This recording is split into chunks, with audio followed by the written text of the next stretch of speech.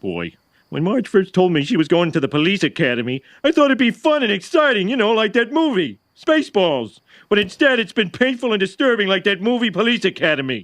Hi, everybody, and welcome to the Springfield Googleplex, the movie podcast for Simpson fans. Each week, we talk about a movie parodied on The Simpsons. Maybe it was The Simpsons that introduced us to the film. Or maybe when we finally saw it, we realized, hey, that's where that Simpson joke came from.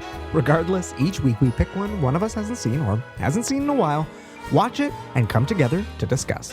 I'm your host, Adam Scholes, and joining me as always is the Mahoney to my Tackleberry, my co-host, Nate Storing. How are you today, buddy? I'm good. Happy to not be watching Police Academy anymore. Yeah, guys, this week we watched Hugh Wilson's 1984 comedy, and I'm doing air quotes around comedy, Police Academy, which you might remember from such Simpson episodes as Season 2's Principal Charming, Season 6's The Springfield Connection, and Season 7's Marge Be Not Proud, which is the episode we are going to spend the most time talking about today, right? Yeah. But, before we get there, I feel like we need to talk about the other ones, because the interesting thing about Police Academy as a Simpsons reference is that it's not really ever parodied in The Simpsons, exactly. Right, because arguably there's not much to parody, but we'll get into that later. Yeah, it's a movie that instead of parodying, they talk about. And there's sort of like a whole category of movies that kind of fall into this zone. Right. But mostly they just use it as a punching bag. For example, in Principal Charming, one of the things we find out is that Selma is a big fan of the Police Academy movies, along with Hummel figurines and walking through the park on clear autumn days. One of the things that they do with all these kinds of movies they just talk about is they really use it to define the characters, right? And then also to define the movies through the characters. So, if Selma likes it, well, that says something about Selma, and it also says something about Police Academy. Absolutely. Well, I'm also looking at the quote that you have from the Springfield Connection that references Police Academy, which made me laugh out loud because it couldn't be more accurate. Homer says, "Boy, when Marge told me she was going to the Police Academy, I thought it'd be fun and exciting. Like that movie, Spaceballs. But instead, it's been painful and disturbing, like that movie Police Academy." Which, honestly, not to spoil it, pretty much tracks with my feelings towards this movie. So before we get there, should we sort of dig into Marge Be Not Proud? Yeah, let's do it. So this is, we chose this one to dig into, partly, honestly, because the Springfield Connection's maybe the obvious choice, because it's the episode where Marge goes to a police academy. But there are so many other movie references in that one that we wanted to choose one that, we're probably not going to talk about otherwise, because Marge Be Not Proud actually doesn't have a lot of movie references in it, but it's actually a really, really memorable episode. So, Adam, tell us about it. For those of you who don't know, I love Christmas, and I love Christmas time, and I have some rituals around Christmas time. I like to watch Christmas cooking specials from my man Jamie Oliver and my girl Nigella Lawson. Aww. And I like to enjoy, obviously, Christmas films, and then I also like to rewatch The Simpsons Christmas episodes, because they've got some great classics. And now, in recent years, I've also thrown in the Bob's Burgers Christmas episodes, because they're equally charming. But this is one that I don't want to say I always skip it, but I tend to avoid it because I find it very, very depressing is maybe not the right word, but very upsetting. This is the episode where Bart shoplifts. And don't get me wrong, there are some classic bits in this. I mean, this is where Bone Storm comes from. Yeah. It's where one of my all-time favorite Simpson jokes, Thrill House, comes from. This is great! And all I've done is enter my name! Thrill House! I do reference and love this episode in that regard, but Bart basically destroying and shattering his mother's heart, I find very, very difficult to watch. Yeah. And there's the scene where, in the lead up in the episode, she's doing like all aboard the choo-choo train, the snuggle train, tucking him into bed. And he's like, Mom, I'm not a little kid anymore. Tuck-in time is lame. Well, if loving my kids is lame, then I guess I'm just a big lame. After she finds out that he shoplifts, there's a scene where she just comes to his door. Great. The Tuck-in Express is right on time. Good night. Oh, And brutal. like just talking about it, I'm literally getting teary-eyed. It's really rough. Yeah. It's shattering for sure. Yeah, this is an episode that actually I would argue perfectly exemplifies why I think The Simpsons is such a special show. Because to a lot of people, it's just a silly little cartoon. But I think this is a show that exemplifies that this is... the show actually, there's a lot more going on. There's a lot of heart to these characters. There's a lot of depth to these characters. And yes, there can be silly jokes like, buy me Bone Storm or go to hell. But then 10 minutes later, 5 minutes later, it will literally break your heart. Yeah. And I'm sure all of us have had that experience where, we've done something bad and our parents say, I'm not angry, I'm just disappointed. Which is way worse than them being angry. Yes. My experience with that line of argumentation actually came from our high school film teacher. No. Believe it or not. Did I ever tell you that story? I don't think so. I skipped class one time. Ooh. And it was because a close friend in high school was very upset. And I spent the period just, comforting her and talking to her. But then afterward, our film teacher sort of had a conversation with me. And he basically used that line on me. And then at the end of the conversation, he said, "Don't betray my trust again." Which, we both love this teacher very dearly. Yes. And yes. so he is a second him, father to me. Yes. In every sense of the word. But yes. Coming from him, it was very meaningful. Yes, of course. This episode brings all those feelings to the surface. That feeling of being a kid and doing something that you know is wrong and then getting caught, but not having that anger, but just that changing the way that someone sees you. And that is so painful. So I feel your pain. It is a tough episode to watch, but also has some hilarious stuff in it too. No, I know. And that's the thing. And so some years I do I'll power through it and I just watch them all back to back or whatever. Yeah. But there are some years where I'm just like, you know what?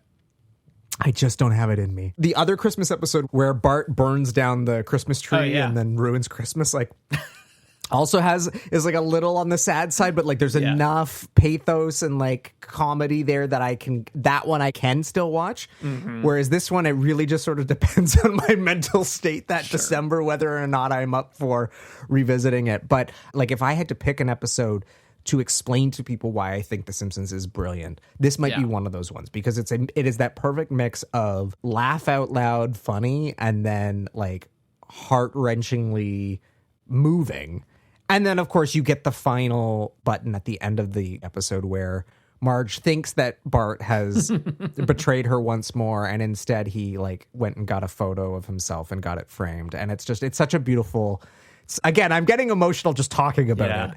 There's the visual metaphor of, they had the family portrait and she puts it up earlier in the episode and it's tilted and she sort of sighs. And then once he gives her the little portrait of him, she puts it on the frame and it balances out again. And it's just The Simpsons is art.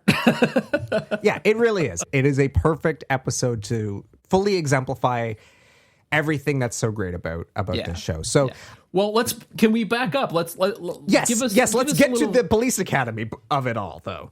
Yeah. So all of the stuff we were just talking about, all of the sort of emotional core of the episode happens right after the police academy reference. Right.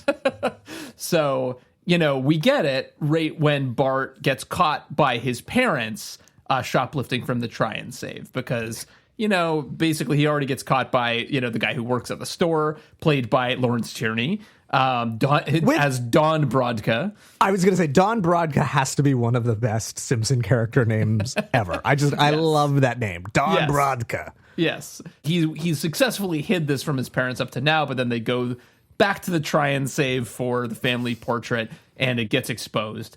And so after the commercial break, they come back, and Homer is giving him a long, rambling Homer speech about what he did wrong and everything. And at one point, he basically says, "We live in a society of laws. Why do you think I took you to all those police academy movies? For fun? Well, I didn't hear anybody laughing. Did you? Except that guy who made sound effects. Hug, hug. Where was I? Oh, yeah. Stay out of my booze. But then they, immediately they come at you with Marge just being quiet and kind of staring off into space. And then he's like, what can I do? And Marge basically is like, I don't know. Why don't you go to bed? Oh, It's so brutal. So brutal. And again, Julie Kavner, she's one of the few actors on the show who basically has she does 3 voices, right? Like she does Marge, the Patty and Bouviers. Selma, and the few occasions where Mrs. Bouvier shows up. Yeah. So 4 voices, I guess. So I think she sort of gets short shrift because people don't, unlike your Hank Azarias and your Dan Castellanettas and your Harry Shearers who do so many voices. She really just does these core, essentially 3 voices and really mostly just Marge. Yeah. But, it's a testament to her powers and her prowess as an actor that as I've gotten older, it's funny how I have come to appreciate both Marge and Lisa as characters. Yeah. And they're both these actors who essentially only play their main roles. They don't really have other voices. And in a weird way, it's almost like as a result, they've been able to develop these characters in a much deeper and richer way. But yeah, the other performance she gives that comes to mind is actually her performance in the Simpsons movie, when she kind of gives the same ultimatum. She gives that speech to Homer. Mm-hmm.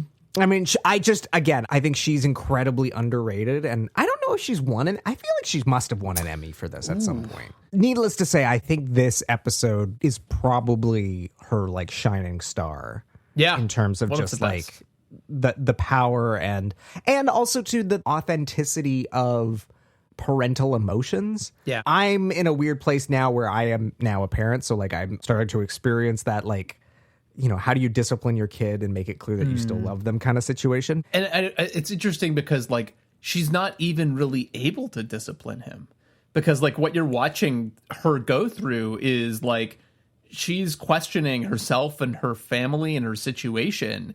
What's so heartbreaking is her doubt is what's coming across to Bart. Totally. Whereas Homer's trying to discipline and failing, but she can't even bring herself to, because she's heartbroken. Yeah. And wow, that's the worst punishment of all. I think this is a really fantastic episode. And the other interesting thing I will say in terms of the movie parody front is that it's also pretty typical of season 7 and season 8 under Oakley and Weinstein, in that they actually have a lot of episodes like this that are pretty light on parodies. Right. And are really drawing a lot more from the personal experience of writers in the room.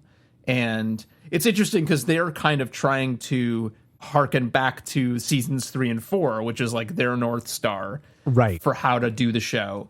But seasons 3 and 4 actually have a lot fewer episodes like this that are just mostly coming from the writer's direct experience and not really incorporating pop culture and that kind of stuff. So it's very interesting. We also have to address the probably best joke in the entire episode, which is, of course, Lee Carvello's putting challenge. Welcome to Lee Carvello's putting challenge. I am Carvello. Now choose a club. As someone who has loved Simpsons and video games, I remember my dad, because this is the thing that even to this day, some of my friends lose their minds over the fact that my dad loved video games. And my dad has a PlayStation 4 and he has played all of Skyrim. Wow. And I have not. I know, right? And when I say all of, I mean all of. I didn't know he's still a video game. Oh yeah, That's he's still big into video games. I mean, he hasn't got a PS5 or anything, but for Christmas every year I buy him a new video game. So growing up, we always had video games, but we definitely had those weird PC DOS sports games, which as someone who doesn't like sports in a non-virtual setting, I've never really understood the idea of now I want to play them in a virtual setting. So I never understood Madden football or NHL 2K2 or whatever. Yeah. The prospect of playing the whole team at once maybe is more appealing to some people. Sure. And I can kind of understand that. But golf has never been a game that interested me either in real life or virtually. And so there is something hilarious just in the whole concept of virtual golf. And so the idea of like, this is the lamest possible game we can make is brilliant. And of course, the way that it plays out in the sort of end credit sequence is just hilarious. You have selected no. Power drive. Power drive. I suggest feather touch. You have entered power drive. Yeah, I mean, meanwhile, I actually played Microsoft Golf 2.0 on my parents' computer growing I don't up. even remember. I don't know that I ever remember this. You is linked to a bad YouTube game. video, and I'm now looking it up. And yeah, no, this is bad. It's really bad. I think it was sort of a remake of some other well-known golf game, and it kind of had these like crappy 3D graphics, and the sound effects were really. They just kind of emphasized how boring golf is as a video game, in that it would just be like.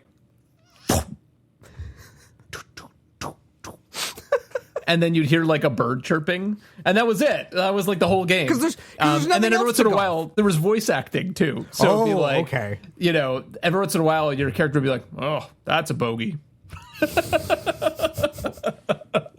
That's funny.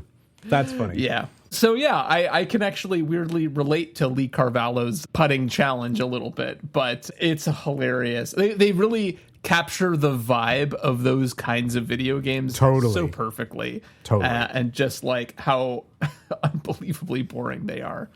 And of course, Bone Storm too as a good counterpoint, and the whole like extreme marketing around that with you know, you have like Buff Santa with a bazooka and all that sort of stuff. So tell your folks, buy me, Bone Storm, or go to hell! You know, again, feels very much of our childhood. Yeah, because this would have been like around that peak sort of like Mortal Kombat era and all the controversy around Mortal Kombat coming to home systems, and like Nintendo famously, you know, forcing them to remove the blood, but then like the marketing was like super extreme. Or like Duke Nukem 3D. Do you remember Duke Nukem 3D? Of course. Because that, you know, and that game famously, that had nudity.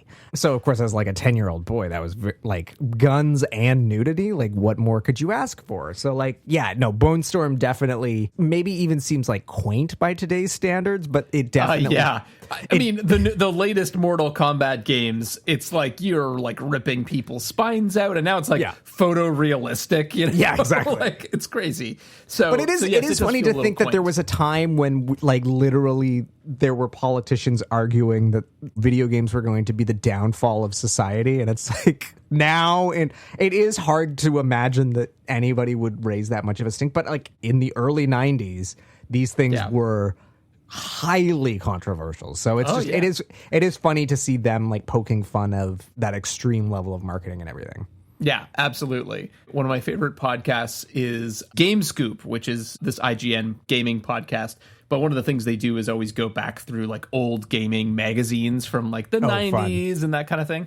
And it's like often there are ads that have that Bone Storm sort of vibe that are like trying to be really extreme. And it's like literally like a photo of a chimp being electrocuted, and it's a video game ad. And it's like, well, why is that the thing? But this was that era of just like trying to push the envelope in terms of how crazy and extreme and in your face everything can be. Yeah, totally. I see that you wrote down some of the other names of the other video games that are available at the store. Do you want to just read some of these out? Yeah. So some of them are kind of like mundane. There's one called Swim Meet and another one called Canasta Master, which is just kind of funny to say. But some of the ones I really enjoy, this is another movie reference, Save Hitler's Brain. Oh, yes. Yeah. A Streetcar Named Death. There's one that actually says Angus Podgorny's Caper Toss, which I believe is actually supposed to say Caber Toss. Right. Yes. Right. Like the whatever Highland Games sort of thing where you throw a giant log. There's one called Sim Reich. God. That's pretty good. Another movie, Celebrity Autopsy. I like that. Yeah.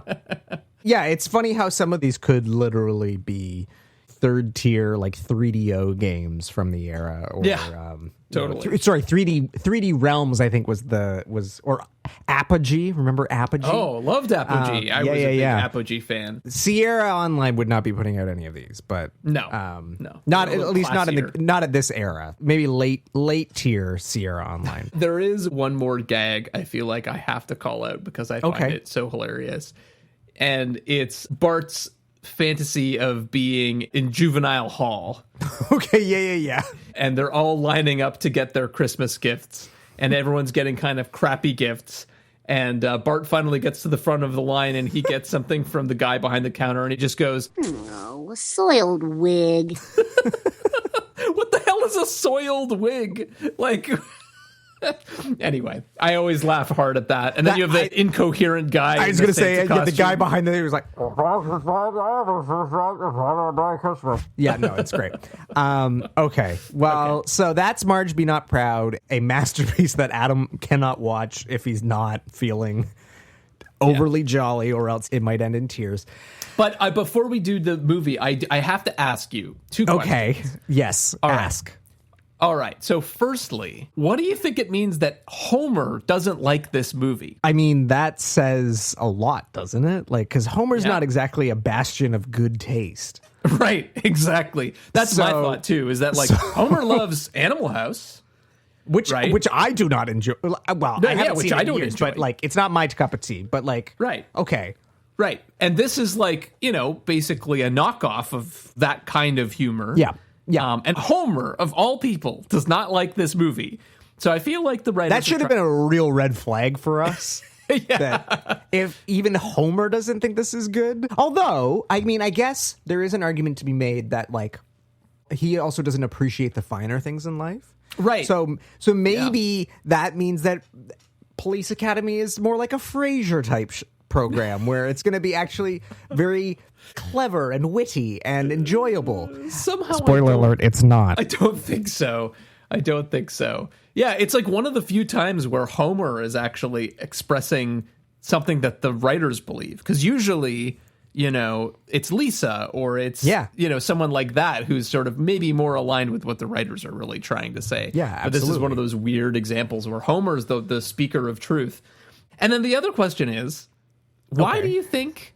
the writers hate this movie so much? I mean, it's a bad movie, but besides that, why this movie? Because they don't do this. There's lots of other movies that they probably don't like, and they don't single those movies out like they do this movie. I do have a theory, but I think let's come back to that question closer to the end after we've unpacked this, because I think once we've unpacked it, the answer becomes a little more clear. So if it hasn't been clear so far...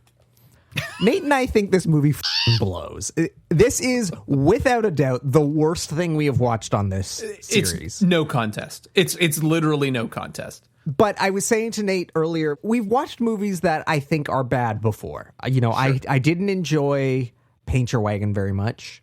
And I think, but it was interesting. Yes, and I agree. And I didn't think Day of the Dolphin was a very good movie.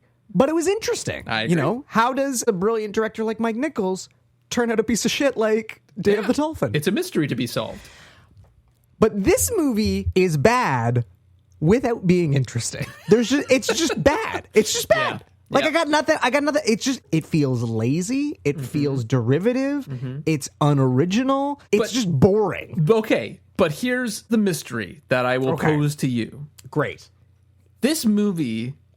and the series it spawned was very popular. Oh boy, howdy was it? Because there's 6 of these things? Yes. And maybe this kind of starts to get at why the Simpsons writers pick this one out. But, the mystery is, why do people love this movie so much? Why was this movie so popular, even though on the face of it, it is so unbelievably bad?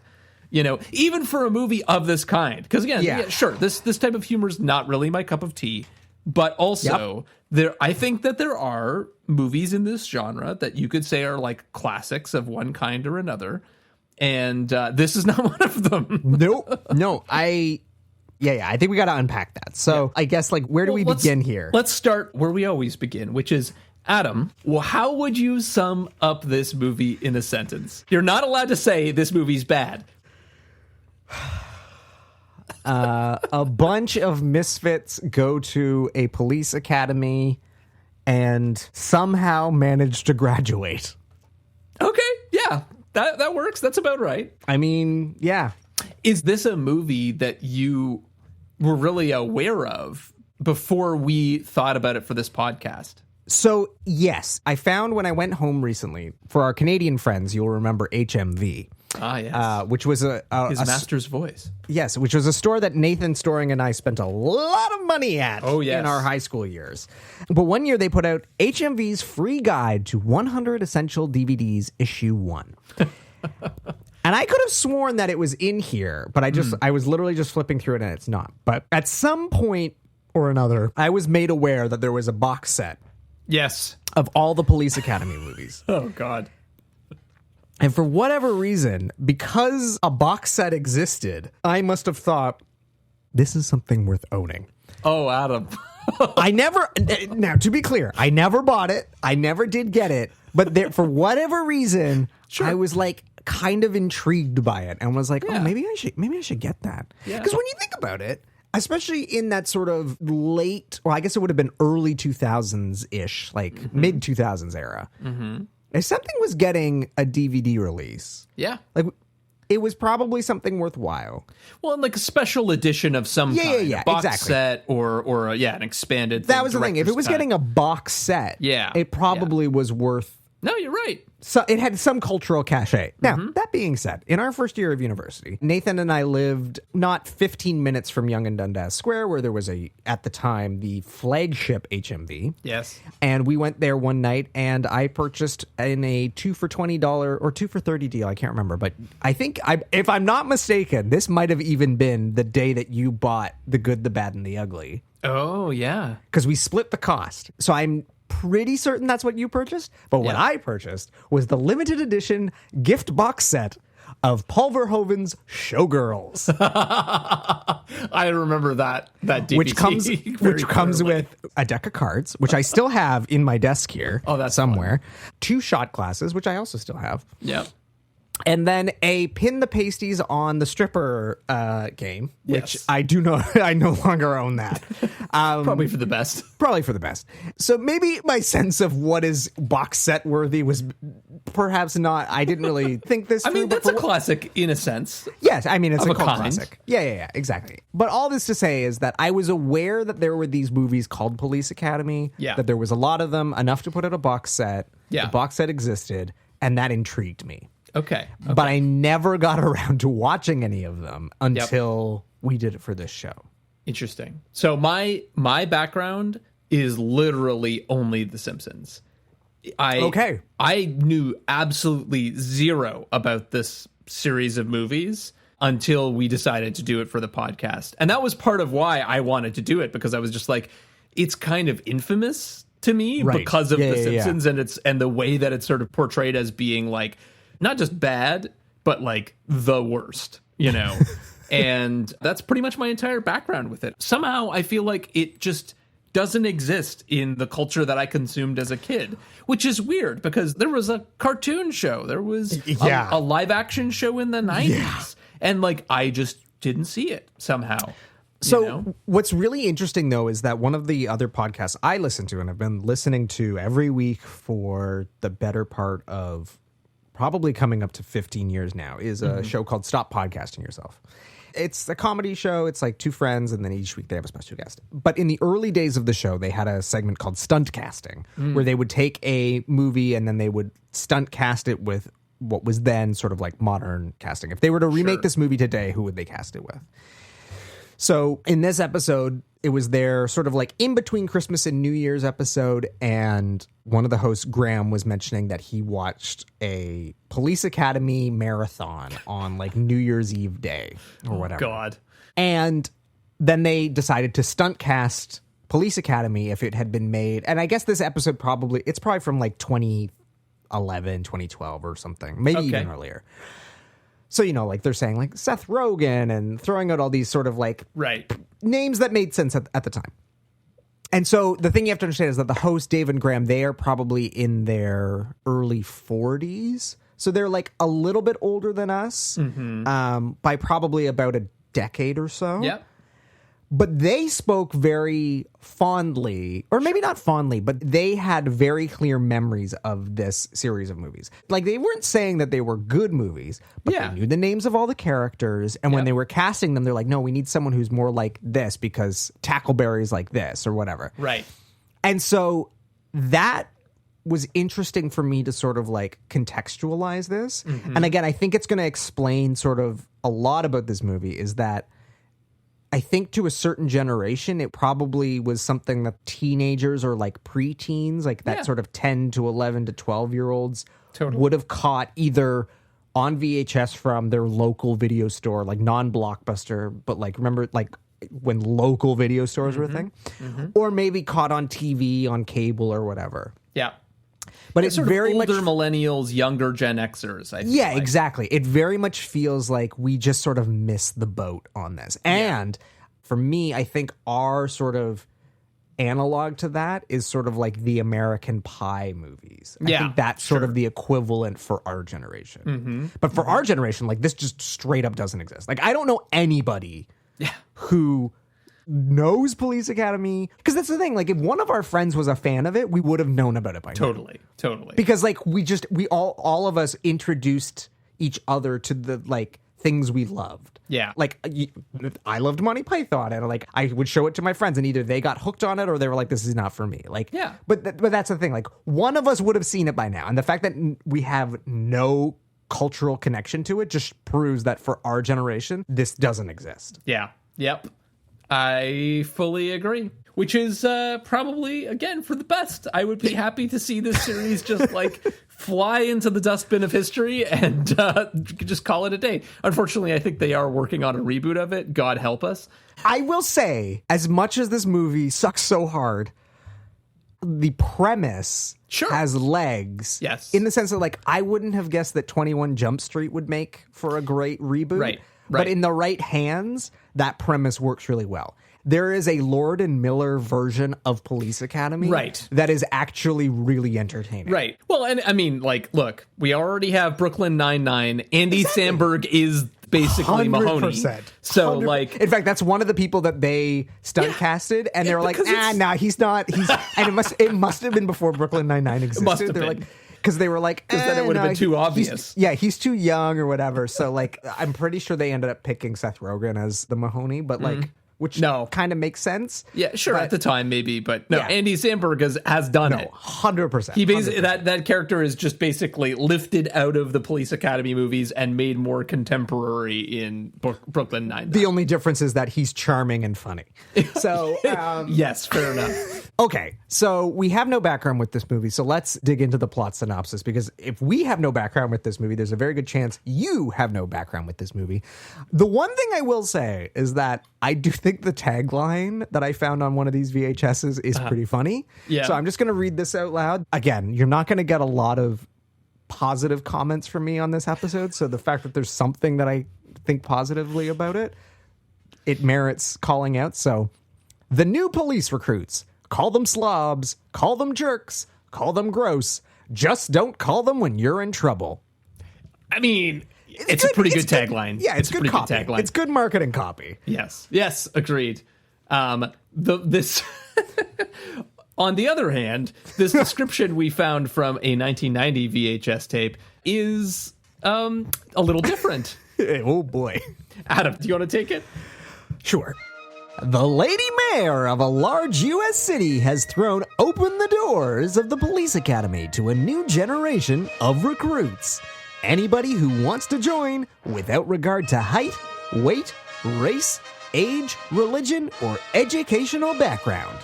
When you see who shows up, you'll think it's a crime. Ugh. Police Academy is a side-splitting satirical salute to the men, women, and borderline cases dedicated to protecting the public from the very people very much like themselves. It's also the funniest, sexiest, most irreverent comedy since National Lampoon's Vacation and Airplane. Spoiler alert, it is absolutely not. D-Squad's roll call reads like Weirdos Who's Who's. Moses Hightower, an ex-florist built like a brick arboretum. Lavelle Jones, master impersonator of machine guns. Jorge Martin. Is it Jorge? I actually think it is George Martin. Yes, you're right. George Martin, a Latin lover who comes, sees, and conquers. Not necessarily in that order. Laverne Hooks, Miss Timid of 1984. And Eugene Tackleberry, a gun buff who arrives from training loaded for bear. Instructors Harris and Callahan aim to wash these turkeys out before anyone can mistake them for cops.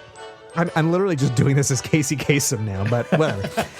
Director Hugh Wilson earned his comedy stripes as creator of WKRP in Cincinnati. Actually, a decent show.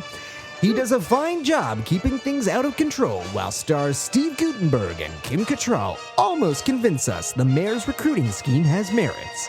While a real-life riot breaks out, the recruits of Police Academy graduate to the streets. And here, as in the popular sequels they also stumbled through, even the bad guys die laughing.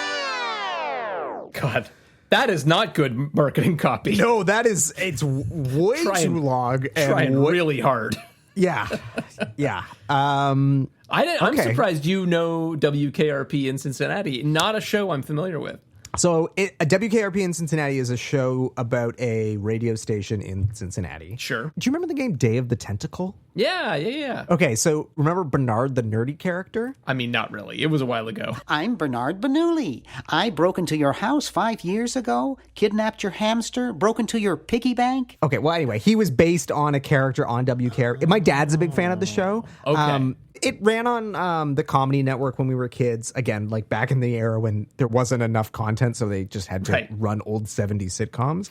But yeah, it's actually pretty decent. So like, I didn't realize that anyone from that was related to this, but the director Hugh Wilson there you go. Was the creator of that comedy, believe it or not. Well, that shows a lot better than this movie. Well, I might be able to explain a little bit why that's the case. So, so you want some background on this movie? I would love some background as to how this godforsaken film came into existence. All right. Well, it all began with producer Paul Maslansky. So he was actually on the set of The Right Stuff in San Francisco. Apparently, he did not have a lot of hits. This was actually his first hit, believe it or not. Okay. He was on his way to set, and the mayor had recently, much like the plot of this movie, this sort of setup, had opened the opportunity to become a police officer to anyone. Okay. He sort of was driving by, and he saw some recruits being trained by a sergeant, and he notes in a very colorful way how diverse these people are. So he goes over to the sergeant and he's like, what's the deal with this? And the sergeant explains and he says, we have to take them in and the only thing we can do is wash them out. Oh, jeez. Right. And so that sort of sets up the plot of this. And obviously, like, the interesting thing, I guess, about the setup is that there's sort of like an inherently conservative vibe to it of just like, you know, clearly this is just going to lead to like problems, you know? Right. In fact, the fact that the back of the VHS makes a point of saying the lady mayor of a large U.S. city tells you almost everything you need to know about the sort of politics of this movie. Yeah, 100%. So anyway, and to be fair, the opening title cards also do the same. Like they emphasize the lady mayor. Like that's supposed to be like some sort of punchline that like, right. Oh, well, of course this is a bad idea because it comes from a woman. Yeah, you definitely get that sort of vibe from the very beginning. But the interesting thing that's kind of like, I don't know if it's mixed messages because I don't really think you should read too much into this movie, but like, you know, at the end of the movie, the diverse group of people manage to become cops and find themselves and all that sort of stuff. It's sort of this underdog story. They do save the day. They save the day and they become cops. So it's kind of like, well, I don't know what the hell this movie's trying to say, but who cares? So anyway, Maslansky gets this idea. And of course, you know, this is the early 1980s. So he's like, well, clearly this needs to be a gross out comedy. Because at this point in time, like some recent hits, they even get name dropped on the back of the VHS, right? Yeah. So you have Animal House in 1978. And that kind of sets off the trend, really. It's the first movie to be labeled as a gross out comedy. Before that, you had, you know, like more art house stuff like John Waters that was like really pushing the envelope of taste. But Animal House sort of starts to like popularize it and make it, frankly, more palatable to a general audience, I think. I mean, Animal House, it's not to my tastes. I've never really loved that film, but like appreciate it for what it was. And it was a groundbreaking movie that launched the careers of many, many comedic icons. And it's an important film in the history of American comedy, even if it's not to my taste. So yeah, totally. So you have that. You got Caddyshack. You got Airplane, which is kind of a different flavor. Airplane is a stone cold masterpiece, in my opinion, but like is a very specific kind of, because it's a parody movie. It spawns a series of like, The Naked Gun and like Dracula, like all those Leslie Nielsen movies, all those Zucker Brothers movies. Like, it's a very specific kind of comedy, in my opinion. Yeah, and a little bit more surreal than this, I would say. Like, there's it's wackier, zanier, very gag heavy. But it does have a little bit of the slapstick that I think you find in this movie, and that's maybe the through line there. You also have Porky's, of course, important because Kim Cattrall was in Porky's as well. True. Yep. And so, I mean, she must have been cast in this via Porky's, right? And you know who Porky's is directed by, right? I don't think I do. So, have you seen a little movie called... I know you have, because you were... I know you know. Have you seen a little movie called A Christmas Story? Oh, God. Yes. Yeah, okay. Bob Clark, okay. famous for coming to Canada and making a career out of tax shelter movies. So, perfect. Black Christmas, A Christmas Story, and Porky's. Those are his three, like, big hits. Okay. But yeah, that is a Bob Clark joint. Interesting. Okay. I rewatched A Christmas Story recently and was like, oh, uh-oh. Oh, see, I like A Christmas Story. I remembered liking A Christmas Story, but then I hadn't watched it in many years. I was in the play when I was in remember. middle school or whatever. And I rewatched the movie recently and I was like, wow. I'm sad I don't like this anymore. But yeah, it's very of the time. Like it is a snapshot in time, but I find it very charming. No one else in my family likes it's one of those Christmas movies I watch on my own because like everybody else they don't enjoy it, but I do have a soft spot for it. Fair enough. A lot of people do. So we got Porky's. And then probably one of the most important precedents for this is Stripes in 1981, right, with Bill Murray. Apparently, the composer even based the score for this movie off of the score from Stripes. I haven't seen it, admittedly, but it's essentially boot camp, right? Yeah, it's Bill Murray, John Candy, and Harold Ramis go to boot camp. Like it is. Well, it's so funny. I've heard this on other podcasts as well, and they're like, "Oh, I love Stripes," and they're like, "Yeah, do you love Stripes or do you love the first two acts of Stripes?" Because the third act, they actually like go to war, and the whole movie sort of falls apart. Yeah. But it's like the portion where they're like in training is really funny. Right. But it's almost as if like somebody saw that and was like, training, eh? Yeah. The precedence of that movie and the lineage to Police Academy seems very, very obvious. Totally. I mean, in a lot of ways, I feel like this movie is basically Stripes meets Animal House. Yeah, I would say it's knockoff, bargain basement, Stripes meets Animal House. Yes. So yeah, there's this precedent there of gross out comedies, right? Which is really important. Now, coming back to Hugh Wilson, like we said, he kind of does have a background in comedy, but his comedy is like sitcom comedy. Right. And he did not really want this movie to be what it was. Oh, okay. So that's kind of interesting. So that makes me respect him a little bit more. Yes. He wanted it to be a little bit more highbrow, and Ms. Lansky and the studio was like, no. It must be a gross out comedy.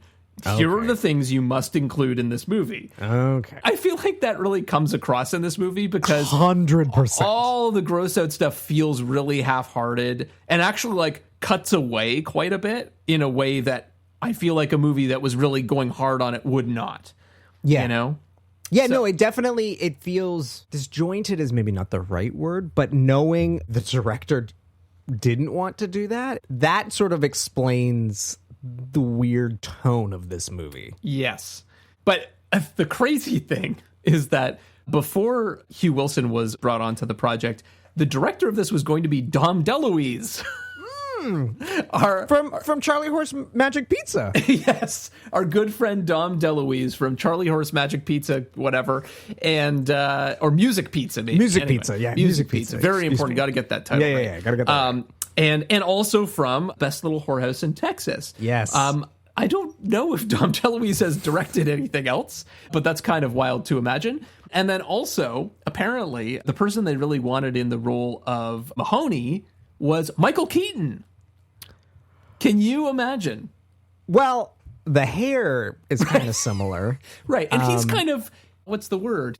Saucy, I guess. Yeah. I mean, again, for our generation who was raised on Keaton as Batman, it's hard to remember that Keaton was originally a comedic actor. Like, his earliest work was straight, full-on comedies. I mean, Beetlejuice is obvious. That was the whole thing. But, like, so I could see it in that sense. But it's just weird to imagine. Yeah, it's just weird to imagine because, like, again, we think of Michael Keaton today and you're just like, no, like, he's too good for this. Yeah, no, for sure. It's weird. And I do feel like, we'll get to Mr. Gutenberg, but there is something about him that he's very soft and very normie and likable in a way that I think a lot of people connected with in this movie. And I don't think Michael Keaton quite has that vibe. He is more like a Bill Murray in this movie. Like, if he were the lead, he would have that Bill Murray edge a little bit more of being kind of like Bill Murray's not cuddly, he's a little bit more. Yeah. Okay. Well, I don't want to spoil anything, but we'll get into that. So agreed in the sense that Michael Keaton is not right for this role at all. So I'm very glad that he was spared from this role. Yes, exactly. Well, I think he turned it down. Yeah, he made the right call. Yes, for sure. So, as you already kind of alluded to, the other interesting thing, of course, is that this movie is shot in Canada. Yeah, arguably the only interesting thing about this movie is that this movie was shot in Canada. Yes. Miss Lansky originally was like, okay, we'll film it in Florida. But the production designer on the film, a guy named Trevor Williams, convinced him to look into Toronto instead. And it's so funny because, and I don't know if this is just the Canadian in me, but the opening title cards are over a sort of skyline. Yes. And there was a Bank of Montreal sign in the background. And I immediately was like, did they shoot this in Toronto? And I pulled up IMDb and pulled up the shooting locations. I was like, yep, this is going to be in Toronto. And then, like, from that point on, I was just like, hey, I recognize that spot. Totally. I recognize that spot. Totally. I recognize. And that was the only enjoyment I got out of this movie was playing, hey, that's what that spot looked like in 1984. Yeah, totally. I played the same game, and there are some pretty interesting differences, which we'll point out as we go along. But yeah, that was kind of fun. And also that opening scene where Mahoney is, working as a parking attendant. Yeah. Outside of Roy Thompson Hall. Yes, outside of Roy Thompson Hall. The weird thing for me is, like, as a Canadian living abroad, is the extras sound very Canadian to me. Right. Yes, of course. So the guy who's hassling him keeps going, park my car. And that doesn't, I wouldn't pick up on that at all. It just sounded like, normal. I think for Ontarians, it's like what folks from the Maritimes sound like. Right. It sounds that now people from Ontario sound like that to me. Park the car, butt breath. Anyway, so that was kind of like a fun little thing that you could kind of pick up on. But of course made me think of, like, more broadly, just Toronto on film and kind of the way that the city has been used to play so many other cities over time. Yeah, I mean, in sort of our high school era and early university days, like, Toronto was, the tax incentives to come shoot in Toronto were astronomical.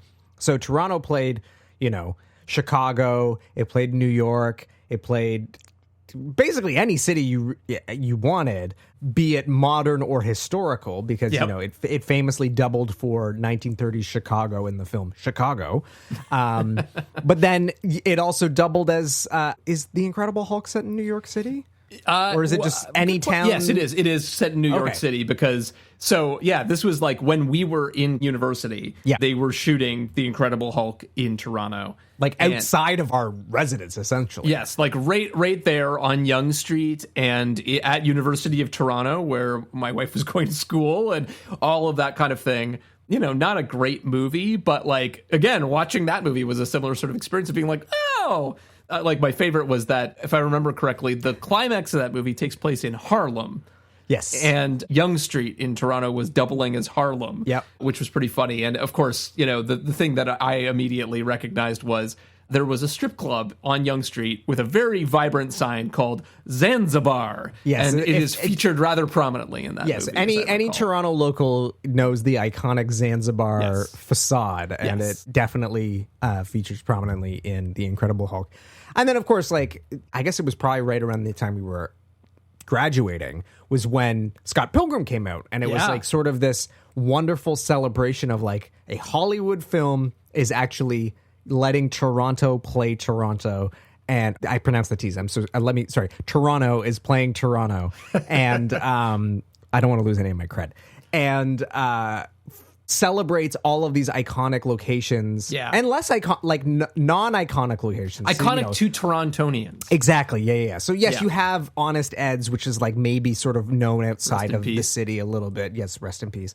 And Casa Loma, which is maybe known outside of the city. But then also, you've got like, I think Lee's Palace is in there. Yeah, like Lee's Palace is in there. Yeah, I guess the Annex features. Yeah. Like all these other. And again, watching that movie, it's so fun as someone who spent their sort of formative years in the city, getting to see all of these places. And it's nice to know that the team that worked on it loved it so much. And I've spoken with Edgar Wright since then, and he has nothing but wonderful things to say about Toronto. So, and he also made the same joke when he did an intro recently for us at TIFF. He said Toronto, and he's like, I'm doing it right? Like, I didn't pronounce the T's. And then when I followed up with him, and he was like, did I do okay? Did I like not pronounce the T's properly? And I was like, yeah, you did fine. Don't worry. So honorary Torontonian Edgar Wright. So that's why that movie holds a special place in my heart for sure. Yeah, but it's much better than Police Academy. Oh, well, yes. But, it is fun to kind of think about the larger arc of Toronto on film from like, this kind of movie where it's like literally the city doesn't have a name in this movie, all the way to Scott Pilgrim, where it's like it is Toronto explicitly, and you like recognize it if you're a Torontonian. Like, well, and even those Bob Clark movies I referenced earlier, like Black Christmas is shot on campus at U of T, and Christmas Story is sort of shot in and around Toronto and Scarborough, and then Porky's as well is shot in. So it's like there was this sort of era in the late 1970s, which is where we had sort of been discussing, like we thought maybe this movie was part of that whole like Canadian tax shelter system, and allegedly or apparently it was not. Doesn't seem to be. I mean, I think you needed more Canadians involved. I mean, Kim Cattrall is actually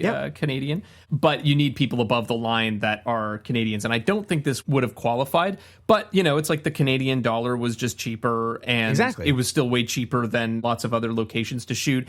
And because of the tax shelter incentives that were more focused on Canadian productions, the city probably had a lot of infrastructure that other places didn't. Yes. Like if you went to Florida, for example, you may not have had the same kinds of studios and other things like that could have really supported a production like this. So yeah, absolutely. Kind of interesting that way.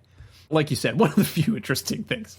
But yeah, so like even when this movie was screening, the execs did not think it was raunchy enough. Interesting. I guess I can kind of buy that, but yeah, I mean, again, depends on like what you're comparing it to. But literally, one of them said, "You're making another Tootsie."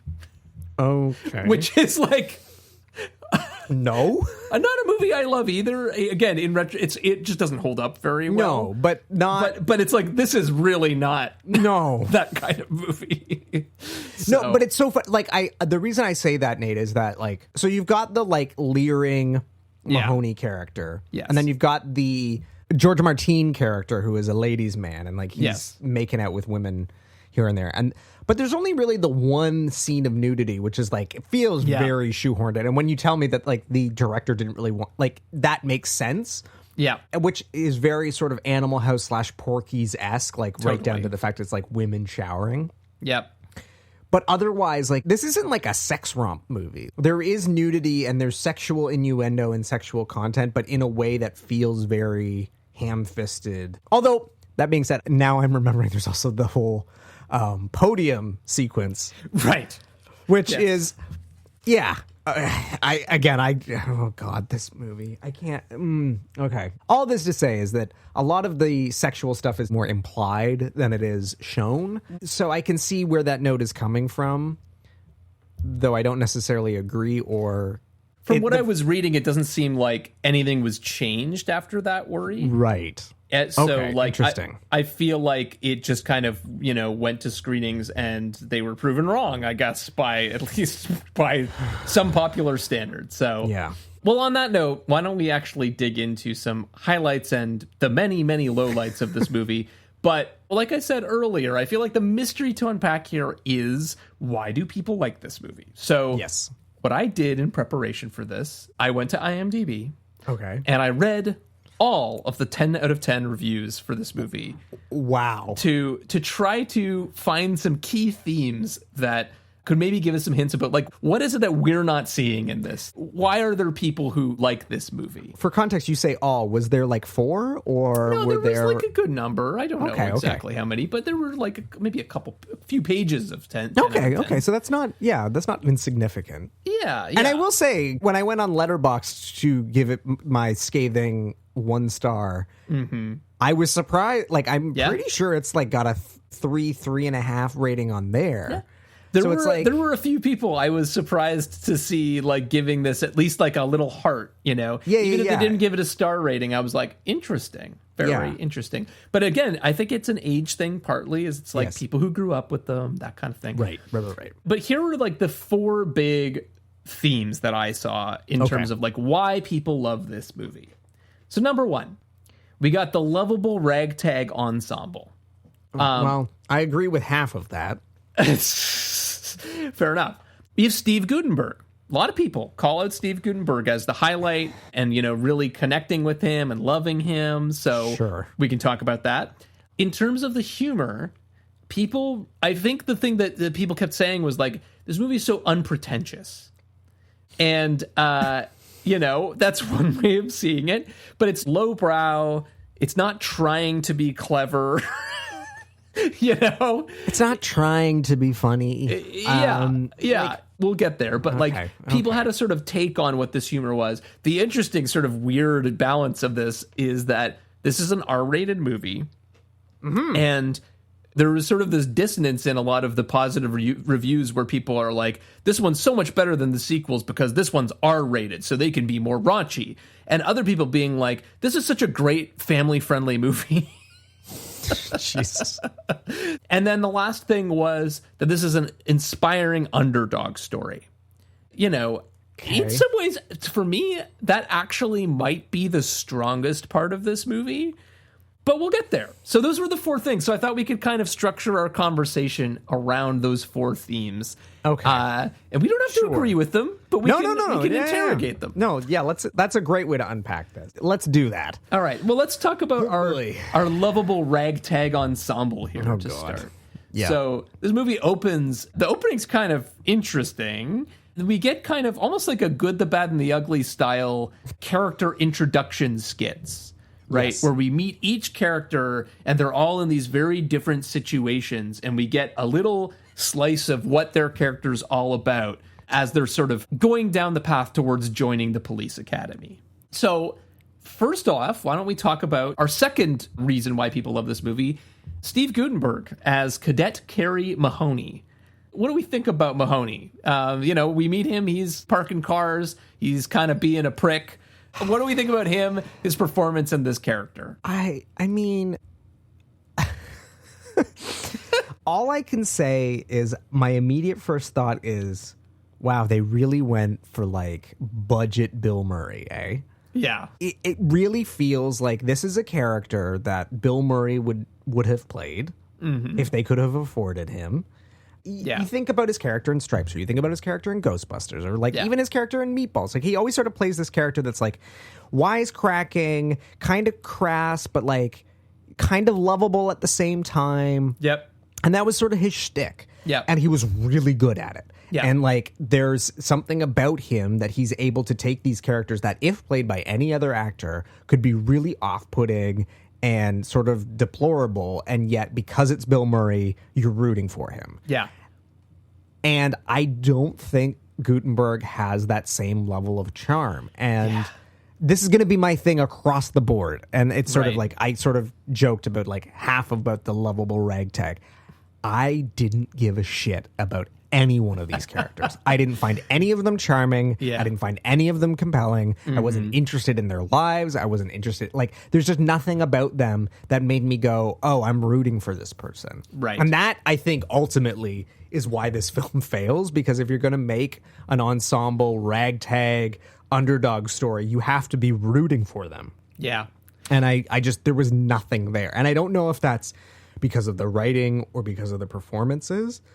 I see what they're going for, and I've seen this kind of character 1,000 times. Yeah. But I've also seen it done better 1,000 times. Yeah. I think the thing about a Bill Murray is that Bill Murray has a little bit more of a counterculture sort of vibe going on. You almost kind of wonder if there's something off about him. Like, right. Like he might be a little bit, I don't know, just not like a few. Unhinged? Yeah, a little unhinged, exactly. And Steve Gutenberg does not have that vibe. No, but and because of that, whenever he's doing things to like screw with people, he just kind of comes off like a jerk, I guess. Yeah. Whereas I feel like Bill Murray comes off like, you know, he just can't stand it anymore or something. But you know who else could have played this role and it would have worked? At least at this era, and maybe not, certainly not today, but at this time, Chevy Chase. Like, again, you reference National Lampoon's Vacation. Like, these are the kind of roles that exist. There's, like, Steve Martin's doing similar stuff at this time, too. These sort of, like, sarcastic but lovable assholes that manage to toe the line between being someone who, when you first meet them, you'd be like, I fucking hate this guy's guts. Yeah. But by the end of the summer, you're like, that's my best friend. Yeah. Gutenberg doesn't have the charm necessary to win us over. But again, maybe it's just the writing and that they don't give him enough. And the casting. Like maybe he may just not be that kind of, you know, character. Like, I looked around at like the rest of his career, and I gotta say, I have a lot of like blind spots here, so forgive me. But you know, so before this, he did The Boys from Brazil. Okay. Can't Stop the Music. Okay. The Village People movie. Yes. Diner in 1982, which was his sort of biggest movie up to this point. Yeah, that was a big sort of cultural touchstone. Yeah. You know, again, one of those like 1950s, 1960s sort of... Yeah. Launching a lot of careers. Yeah. Yeah. And then The Man Who Wasn't There. So, like, that's what he's done up to this point, basically. Okay. There may be a few I didn't call out that I didn't recognize. But yeah, quite different from this, really. And then after this, he becomes, like, literally one of the busiest actors in Hollywood. Yeah, I read some stat on either the Wikipedia or the IMDb that, like, he was, like, this movie launched him, and he had, like, who was he tied with? It was something like he was tied with, might be Gene, was it Gene Hackman? Yeah. Hackman. Yeah, 9 roles in 4 years. Wow. So he did the first 3 Police Academy sequels after this. Cocoon, Short Circuit, The Bedroom Window, 3 Men and a Baby. Well, so this isn't all in that period. That's all in the 80s, though, up to 3 Men and a Baby, right? Right. And then in the 90s, he does It Takes Two. Did you see that movie? Sure did. Yeah. See, like, this is where I start to be more familiar with his career, is in the 90s. So, like, I saw It Takes Two, and then he's also in Casper, A Spirited Beginning. Definitely saw that in theaters in 97. Yeah. And then the other thing I know from his career is Veronica Mars. Yeah, which I read that he was in Veronica Mars, didn't remember him being in Veronica Mars, then had to look it up and was like, okay. He also plays himself in Party Down. Did you watch that series? No, I never. My friend who introduced me to Veronica Mars really liked that show, and I just couldn't get into it, and I feel like I need to revisit it because it probably would be more, like, I would enjoy it now, but... It's got a particular vibe, but I really liked it once I got into it, and of course there's lots of great actors in that. But in any case, so, you know, after this he kind of goes, I would say, more the family friendly route, right, for the most part, and I think he's much more at home in that. He's a very normal kind of guy. Like, he's right at home playing a dad, you know? Yeah, like 3 Men and a Baby totally tracks. Yeah. Yes. No, exactly. So I feel like that's my biggest problem with Mahoney, is just that his sort of smirk and the way he delivers those lines just doesn't work for me. It doesn't feel authentic to him, but I actually kind of don't mind Steve Guttenberg. Like, he seems like a very nice person for the most part, who's pretty, like, you know, down to earth and all of that. And in those other movies, I can't say I remember his performances, but I think he's a well cast in something like Casper: A Spirited Beginning.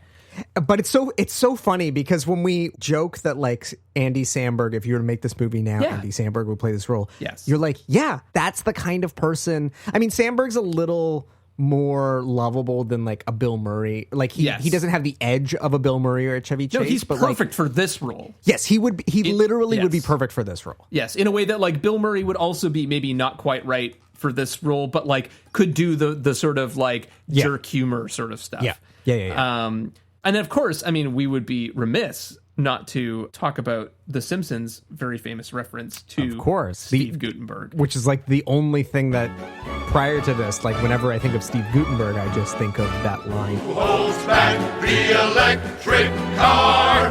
Who makes Steve Guttenberg a star? We do. He's kind of the punchline of the whole song. Yeah. Like, the whole song is building up to that line about Steve Guttenberg. Yeah. Really. That was my major reference point for Steve Guttenberg. He's not a person I knew. I had clearly seen movies with him before, probably like around the time I saw that episode, but had no idea who he was. No. And had never seen a movie where he was the star. So there you go. Steve Guttenberg. All right, well, let's talk about Kim Cattrall. Yes, let's talk about her. As Cadet Karen Thompson. So as I said, she's Canadian. She was in Porky's before this, but also, like, it's interesting. Before Porky's, she was in a movie called Tribute and acted opposite Jack Lemmon in his Academy Award-winning performance in that movie. So okay, it's interesting that she's like, I don't know. You take the work where you get it, right? Yeah, I guess so. And so I feel like she had this run in the 80s where she had Porky's, and then she's also in Big Trouble in Little China. Oh, right. Yes. A movie that I talk about your problematic faves, right? I mean, it's a movie that is, like, really super problematic, but also I kind of love because it's insanely imaginative. Well, I mean, it's insane. It is an insane. We watched that together, if you recall, so. during the pandemic. We live streamed it together, and I had never seen it before. Yeah, and it is a wild watch. But yeah, it's great. It hasn't necessarily aged super well, but no. It's one of those ones that's very interesting in that, like, of course, it's contributed to all sorts of stereotypes about Chinatown and about Asian people and all of that, and also it's a movie where the main white guy is coming in and thinking he's the hero, and actually he's a bumbling idiot. Yeah, exactly. And all the people around him are the people who are actually saving the day. So it's kind of this weird, I'm not going to defend that movie, but it is a weird, complicated, problematic fave. Yes. Unlike Police Academy. But that's probably, like, one of the other big roles I've actually seen. I mean, but then, like, her biggest role, Sex and the City. That's what I know her from. Because my wife, I've never watched Sex and the City. I haven't watched it either, but my wife is a big fan. So, like, Right, I'm aware of the Sex and the City universe and how she is apparently notoriously difficult to work with. And that's why in this recent reboot / Lega sequel or whatever the hell the new series is considered, like, she's not in it. She's the one friend who's not in it. Yes, I have heard some of that goss, that hot goss. Yeah, so she has a bit of a reputation for being difficult, but interesting. Well, what about in Police Academy? How are we feeling about Kim Cattrall? It's like, just, I don't know, like, she's given nothing to do. I was gonna say, like, I don't know that it's her fault. Like, she's just written to be, like, a beautiful woman character to be leered at, and, like, she's given nothing to do, and I don't want to speak ill of the woman, but, like, she's unable to elevate a poorly written role to be anything more than it is. This is jumping ahead a little bit, but, you know, people talk about this as being this underdog story, and I think one of the things the script gets right is that almost every character gets a moment of redemption or a moment to, like, really make good on their superpower, whatever that superpower is. She's the one character who does not. Nope.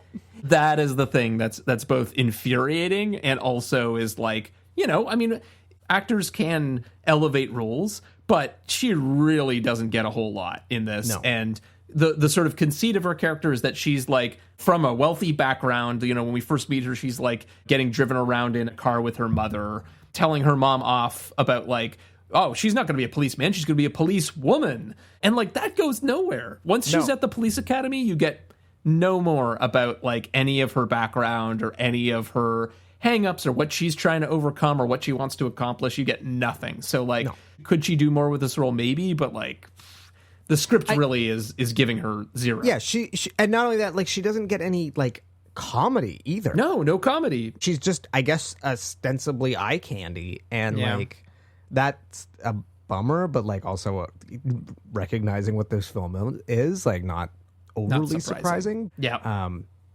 Okay. Not that there's a lot of depth to any of these characters, but hers definitely feels the least developed or with the least amount of depth. Yeah, I mean, I feel like all the other characters, you can kind of sum up their game in a couple words. Yeah. You know, unfortunately, I had to watch this movie twice because we thought we were going to do this episode a while ago, and then we bailed on it because we were like, uh-oh, what are we going to say about this?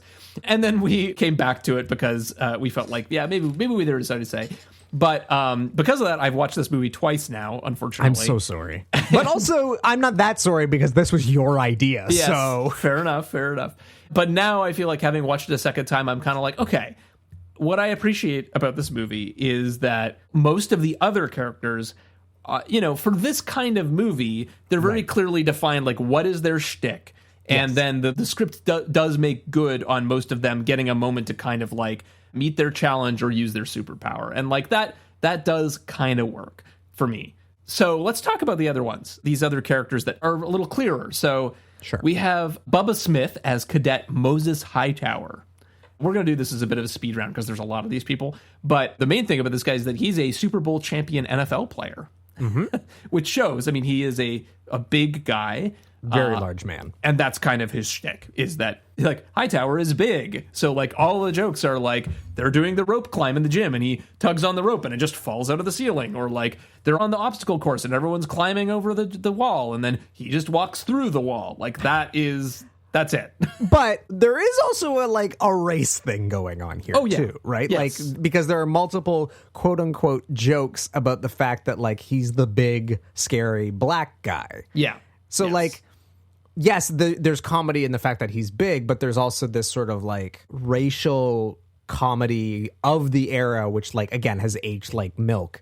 But he's also like the black guy. Yeah, I think it's interesting in this movie because it's hard to parse sometimes. Like, are they making a racist joke or is there a racist character in the movie? Yeah. And so it's like, one of the other characters, like when he comes in, I won't repeat the line, but he makes a racist comment about all the black people who are at the academy. And then, Hightower kind of like puts his arm on him and looks at him. And then he's like, gulp, which I think is a good thing.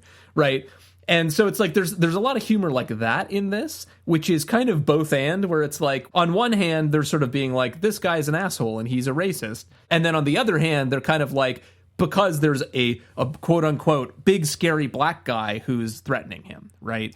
And so it's like the Family Guy they're kind problem. of having their cake and eating it too. Yeah, it's the Family Guy problem. It's like, is it satire or is it just racism? That's my whole thing, is that like nothing about it ever feels pointed enough to be truly satirical. And maybe I'm just not giving it enough credit. I don't know, but like it's just to me, everything just kind of came across as like that sort of lazy racial humor that you kind of expected from the 60s and the 70s carrying over into the 80s. And by this point, like it's tired and they should be doing better. Yeah. But so here's what I would say about Hightower is I think he gets the best arc out of any character in this movie. Yeah, I would agree that is true. He gets the redemption of any of these characters. The biggest redemptions. It's kind of this long story, but like out of the blue, he comes to Mahoney. He's like, I can't drive and we have a driving test tomorrow. Which, like, that could have all been set up better. But basically from that point on, you get a pretty good story of Hightower where they go on a driving lesson. He learns to drive. He does well on the driving course. And then afterward, one of the other black cadets gets called a racial slur by one of the white assholes. Yep. And he gets angry and he tips over the car and he gets kicked out of the police academy. Yeah. And then in the climax, he happens to be in the area where there's a riot, and he sort of saves the day and gets to become a police officer anyway. And it's kind of like he doesn't really get to say a lot or, all of that. But I do think that as it's written, the only true arc in the entire film. Right. So maybe it's just like you're finding an oasis in a desert here. But yeah, I mean, like, I do feel like he's probably the most interesting character in some ways. But yeah, so enough about Hightower. What about our good friend Cadet Larvell Jones? Okay, so Michael Winslow, famous sound effects guy. Mm-hmm. The only interesting part of this movie, in my opinion, is Homer's just because, favorite part. Where was I? It is kind of interesting that he can make all of these sounds by himself, and like he's really doing that. And I read some stat somewhere that like there's a bunch of sound effects in the movie that like they just got him to do them. Like they needed some Foley, and they just brought in Michael Winslow and he did it. And like this was his bit, was he was a stand-up comedian who could do sound effects and like beatboxing. And he's very good at it. It's impressive. It makes no sense in the context of the movie. Like it really does when you find out that they just basically saw his act and were like, let's put him in the movie. Like, because he has nothing to do in the movie apart from just making a bunch of sound effects. It's true. Like, but he gets to use his superpower in the climax where he fools everyone with his machine gun sound effect. Yes. Right? So but it's like, just like it is a weird character in that like he's got nothing to do and he's interesting. It is part of what makes the movie memorable, I guess. 100%. Yes, it is very memorable. Again, one of the few sort of memorable parts of the movie, barring any kind of like written humor. They're just lucky that they have a guy who can make funny sound effects. You know? But like again, it's not. God, this movie sucks. So, I'm sorry, but yes. So. And I had known about Michael Winslow for years, but again, had never seen Police Academy and never I knew that was his thing. So it was kind of cool to actually see him doing his thing. But like, how did you know about Michael Winslow? I don't know. I just like it's one of those like cultural, like probably through The Simpsons or like was aware from hearing on podcasts or whatever. Like I knew about this guy and that was his thing, was that he did sound effects. Yeah. And like he was cast because he could do sound effects. It's like, well, is he funny? Well, no, but he can make sound effects. Like, I mean, like that's his shtick. Like one of the best scenes in the movie is just like everyone's sleeping and the guy's doing and he's the night pretending checks. to play video games. Yeah, and he's just pretending to play video games like in the dark by himself. Game over. Like that's actually pretty funny. Yeah, like but it's so, like I said, in terms of like written comment, like there's nothing there. No, it's just like it doesn't move the story forward. It's not integral. Or you're just like, oh, okay, this guy can do sound, and like that's my whole thing with this movie is that like there's nothing there. It's just like, oh, okay, and then it's like on to the next. Like it's just like beat by beat by beat, and you go, okay, yes. Well, and on that note, on to the next. David Graff as Cadet Eugene Tackleberry. He likes guns. Did you know he likes guns? Yeah, he likes guns. He's got a great last name, Tackleberry. Tackleberry is it's fun to say. Yes. And there's like a Simpsons character, Terry McElberry. Oh, okay. There you go. Terry and Jerry? Terry and Jerry? Can't remember. The twins. Anyway. I got nothing to say. Like he likes guns and he likes guns. It's just fine. Cool. Yeah. I think there might be a parody of him in the Springfield Connection. Because there's that scene near the beginning, like when Marge first goes to the police academy, there's the guy who's like, forget the badge. When do we get the freaking guns? Right. And Wiggum's like, I told you, you don't get your gun until you tell me your name. And he's like, I've had it up to here with your rules. Yes. I think that's supposed to be a Tackleberry joke. Probably a little. But, they don't say it explicitly, so you never know with these things. But yeah, that's pretty much his game. Is like he loves the military. You don't even know if he's a veteran or not. He just seems to like the military and kind of sees this as a way to continue being in the military or join the military. Like, who knows? Which is like scary as hell. You don't want that person being a cop. No. So anyway, that's him. That's Tackleberry. All right, Andrew Rubin as Cadet George Martin. So, I mean, immediately the first thing that came to mind is like, his name is George Martin. Well, so that's the thing, is it's revealed that the Latin lover thing is all a ruse just for him to get girls. Yes. He's actually George Martin, and he's like got an American accent or whatever. Yes, and he just puts on a terrible Puerto Rican accent, like a kind of Ricky Ricardo type accent in order to get girls. Yeah. Which, like, because again, in the like 80s, I guess that was the sexy Latin lover stereotype, the Antonio Banderas-esque character. Yeah. Again, it's like it's a non-joke joke. Like the joke is that he's not actually Latin. Yeah. Okay. And then I was like, George Martin, like, is this a Beatles thing? Like, I mean, it probably is. Are we supposed to recognize the fact that that's like a famous name? I do think that the tip-off that it's fake is that probably if he was truly from Puerto Rico or wherever, his name would probably be Jorge. But it's George from the very beginning, and he pronounces his last name Martin. So I think that's supposed to be a tip-off that, like, maybe, you know what? But yeah, it's kind of like a whole thing shrug is like of a joke. He shows up to the academy in a car with like 4 other women, and then immediately Mahoney's like, "Oh, I got to be your friend because you're clearly good with the women." Like, it's just like, again, it's just like this lazy. Yeah. This movie, man. And then they play up. There's some comedy with the fact that he dresses as a woman to get in with the other women at the. Which I never really understood. And then he gets in with the instructor who's like a buff blonde lady, and there's a bunch of jokes at her God, this movie, man. I know. I mean, yeah, the gender stuff and the like. Yeah, the gender politics of this movie and the gay panic stuff is just like unbearable at points in this movie. And on that note, the next person on our list is a man named Leslie Barbara, whose bit is that his name is 2 women's names. Yes. Now, Mahoney is your knockoff budget version of Bill Murray. This guy is clearly your knockoff budget version of John Candy. Ah, sure. Like, immediately, that was the first thing I thought. It was like, oh, they wanted to get a John Candy type. Right. Because he's kind of like this overweight goofus. Obviously, he's supposed to be this, like, lovable lunk. They play up the fact that he's like a mama's boy. But it's just, the character's underwritten. He's not, like, compelling as a screen presence. It's just like, okay, like, to me, the thing that was most frustrating is that it then at that point just basically the gag becomes that he's like overweight.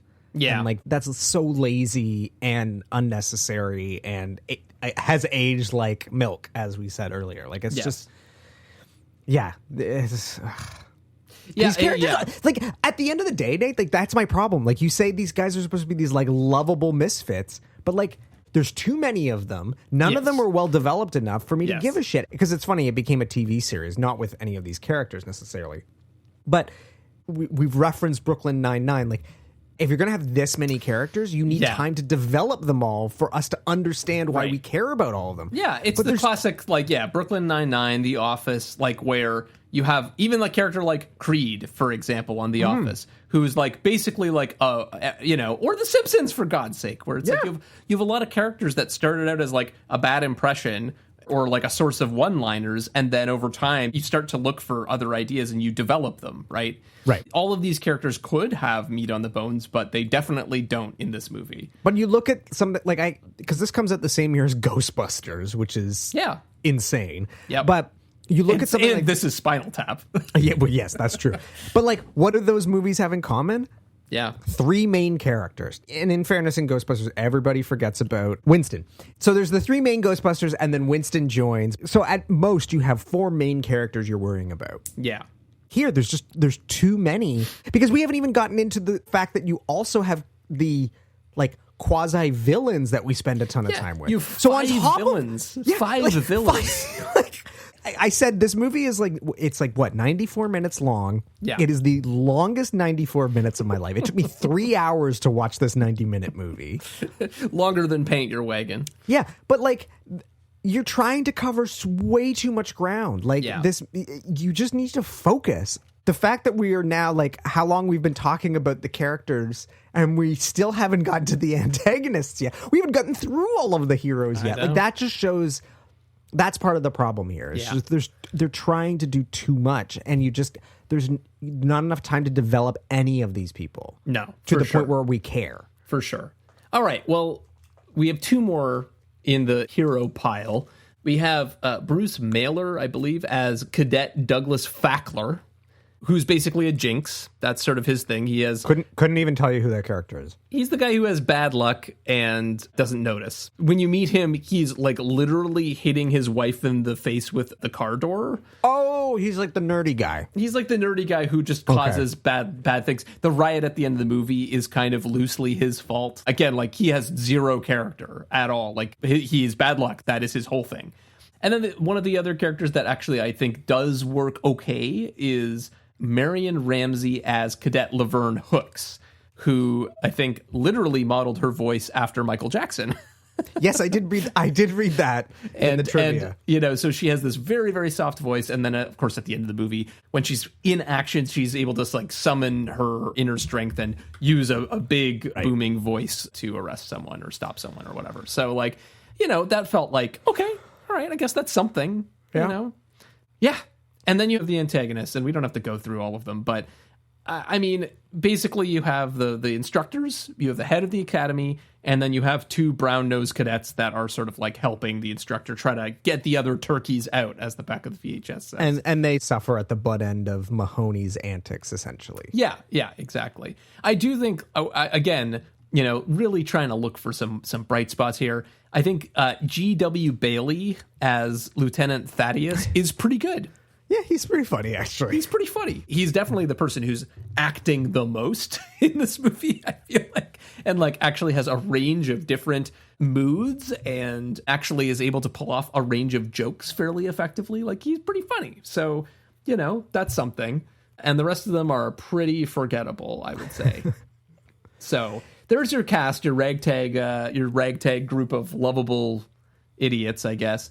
But yeah, I mean, I agree with what you're saying. It's just, if you watch this as a kid, I could see how you could kind of come away from this being like, oh yeah, the guy with the sound effects, the guy, okay, whatever. So that brings us to the sort of like unpretentious lowbrow humor and sort of my thesis for why this series is successful and sort of the whole thing about it. Because at the end of the day, this movie is just like a series of gags and antics at the police academy. Yeah. So it's very light on plot, and I would argue light on comedy and humor. But maybe it's just a matter of taste, because like all of the humor it feels lazy and not even necessarily lowbrow, although like there is obviously lowbrow humor. Like I mentioned, the sort of like the nudity scene of like watching the girls shower and stuff like that. But it's just the kind of stuff that a 12-year-old boy would like snicker at because it's kind of like naughty. Right. And to me, that's what this movie felt like. Was like, I was watching it and I was like, this is so juvenile. I guess that's the best way to describe this movie. It is tremendously juvenile. Yeah. And really could only appeal to an audience of like 11 and 12-year-old boys. Yeah. Who, ironically, by the nature of the rating of the film, wouldn't have been able to go to see the film. Yeah. Right. We haven't talked about its box office success or lack thereof yet. I don't know. But like, to me, it seems like this movie lives and dies on home video, because it's the kind of thing that like you can rent for you're having a sleepover with your other 12-year-old boyfriends, and you've got a pizza and a 2-liter bottle of Coke, and you've got the cool mom who doesn't care what you rent. So you've rented Terminator 2 and you've rented Police Academy, and you stay up late and you're giggling at, Mahoney's antics, and then you get titillated by the nudity and like, but any adult going to see this would be like, what is this? Like, again, and I'm not trying to be, Mr. Highbrow. And like last week we talked about Spinal Tap. In fact, Spinal Tap is sort of like, to me, is sort of the cipher here. And that great line of Spinal Tap is, there's a very thin line between clever and stupid. And I think and we found the line. I think we found the line, because like, to imply a joke is stupid, that's okay. Like, some stuff is stupid. Like, and there are things that I will laugh and I'll be like, oh my God, this is so stupid. But like, it's enjoyably stupid. Yeah. But this is not that. To me, this was just, it was a slog. And maybe it's just because it's not my type of humor. Like we sort of discussed on this show, I like British comedy. I like The Simpsons, which is sort of like satire and parody. Yeah.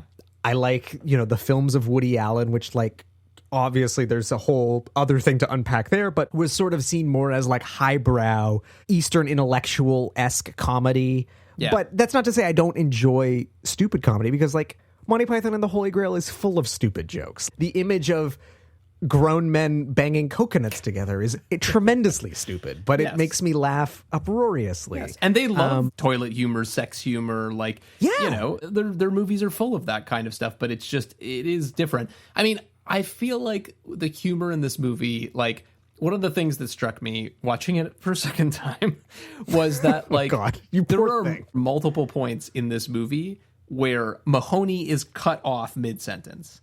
Right. He'll be, like, starting to make some kind of quippy thing, like at the end he starts thanking all of these people and blah blah blah blah, and then they cut off the speech with a blowjob joke, right?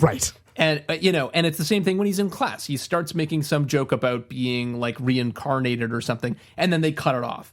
And to me, that's like a perfect example of the kind of like laziness that you're talking about, where it's like it's almost like they want him to seem clever and be able to make like verbal jokes, but they can't actually write the jokes, and so they just cut it off, you know, instead of delivering the punchline, which is a big problem. And then the flip side of that is that you do have all this sort of like gross out and slapstick humor and sex humor that feels very half-hearted, because as it turns out, the director's heart's not in it. So it's like, you know, when you have like the lieutenant flying into a horse's ass, literally into a horse's ass, you know, it's like you don't really see much. Not that I really want to see that, but it just feels like he's kind of turning away from that humor all the time. Well, it's funny because when we were talking about this, I sort of compared it to American Pie in terms of like American Pie was this kind of thing that came out when we were sort of too young to see it, but we were very much the target demo, because like if you were older, you'd sort of like grown out of that sort of gross out like frat humor almost. And that's why I think our generation's equivalent of Police Academy would be the sort of like American Pie movies. Yeah. But like that movie do you remember watching Sex Drive? Yes. Yeah. I mean, that is underrated movie, I think, which is pretty funny, and it's absolutely in the same vein as this kind of thing. Totally. You know, with like younger characters, but like, you know, very much like it is a sex comedy. It's in the title. It's a sex comedy. Yes. But it's actually a pretty funny movie. And like this movie does not go nearly as far as that movie. Well, and that's what I was going to say, is that American Pie shows Jason Biggs having sex with the pie. Like this movie is shying away from going full bore in that direction. And like, again, we reference Porky's. Like that's the whole thing with Porky's, is that like Porky's is incredibly crass, but like it leans into it, and that's what made it sort of this sensation. Yeah. And it's funny too, because we also compared this to like Animal House and Stripes, and like when Ivan Reitman passed away a couple years ago, I had to do a tribute video for my work at the time, and so I went back and I sort of revisited all the sort of classic Ivan Reitman movies, including his sort of like early films like Animal House and Stripes and Meatballs, which is a classic example of a Canadian tax shelter film. Right. And I said the thing that became abundantly clear in all of his movies, and I think what makes his movies so special, and listening to interviews with him, he comes right out and says, like, this is my whole thing, and what sort of separates me from everybody else is that there is a heart to all of his films. Yeah. They may be goofy or wacky or gross out or whatever the case may be, but at the core is a level of heart and authenticity to these characters that makes them lovable and makes you sort of root for them. Yeah. And that's what's lacking here. And it's, as you say, the director's heart wasn't in it, so I'm not surprised that the film ultimately ends up feeling heartless. To me, this movie feels like a direct-to-VHS kind of movie. Like a kind of movie that was just made on the cheap and hoped that people would rent it because they were just desperate to rent something. And like the fact that this is a theatrical film, let alone a theatrical film that spawned 6 more movies, they weren't direct to VHS, like, you know, American Psycho 2 situations. That to me is sort of mind boggling because it feels so empty and hollow and shallow and just. Yeah. I mean, I just think it's a movie that's neither here nor there. It just can't decide which direction it's going with its comedy, and it can't quite decide which direction it's going with its characters. Is this sort of like a heartwarming family thing, or is it like something completely different? Like, you know, I wouldn't say that the characters in Spinal Tap necessarily are like, I guess they do have a bit of heart to them in the sense that you're kind of rooting for them, but like not every movie necessarily has to have that sort of like you love the characters, your heart is with them, but like you do need to pick a direction. And I feel like this movie kind of wants it every way and also doesn't make any decisions about which way it's going. Well, and I think for me, what it ultimately comes down to, and like, I don't want to jump too far ahead, but like, what else is there to say about this fucking movie? It sort of circles back to what I said at the beginning was like, Paint Your Wagon and Day of the Dolphin are bad movies, but they're interestingly bad. Yeah, they make serious choices. They take some risks and they maybe don't make it past the finish line, but at least they're trying something interesting. Or again, it's like, how does the guy who makes The Graduate make a movie about talking dolphins assassinating the president? Like, it's just, it's interesting to unpack. But there's nothing interesting to unpack here because it's just Animal House at a police academy with no jokes. I cannot get over, for a comedy, how few jokes there are in this movie. Like there's so there were two moments that made me actually laugh out loud and go like, that's a funny gag.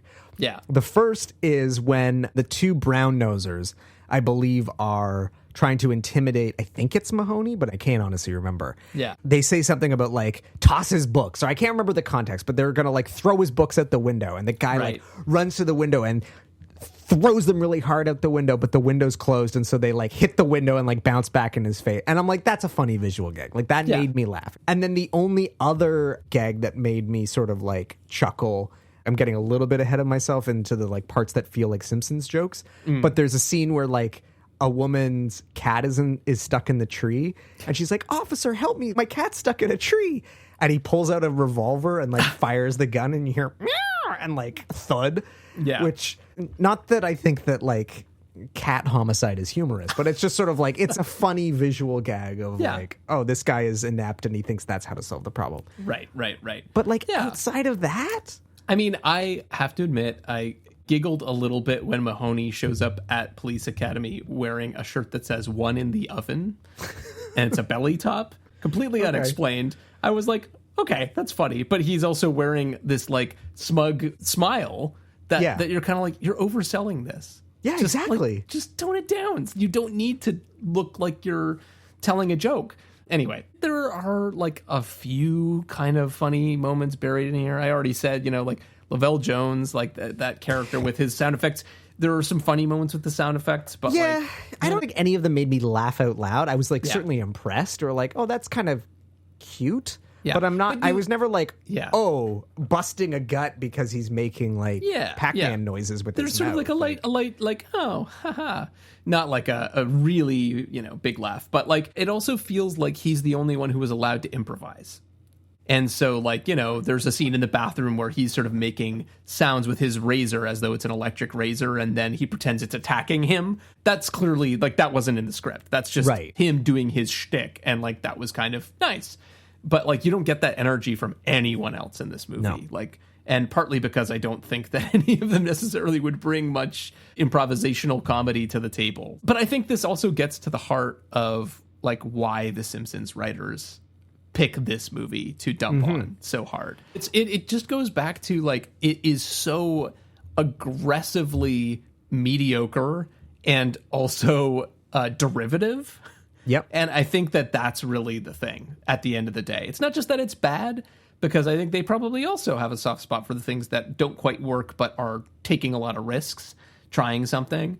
But it's just like, this is so pre-digested that it is depressing, That it's an expression of the machine of Hollywood just churning out the same stuff, whatever seems to be popular. And the most depressing part is that it does well.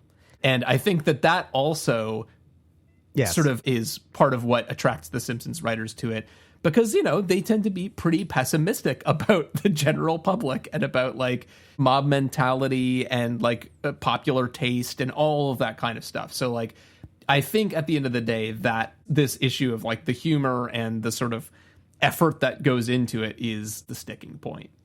Yeah, I think to me, they're pushing back because like this movie is everything people accuse the Simpsons of being, and it's not. And it comes back to what I said about, Marge Be Not Proud, is like, this is an episode that will make you laugh at the Bone Storm parodies and Thrill Ho and like, but then 2 minutes later will literally shatter your heart into a million pieces. Yeah. But people just see it as the show where the son is disrespecting to his parents, to his dad, you know, says, don't have a cow, man, is like crass and rude. And like, but it's so much more than that. And I think that's what it ultimately comes down to is like, Police Academy is everything that they hate. And like you said, it's successful despite its laziness. Yeah. And they are the kinds of people who, you know, at the time would stay up.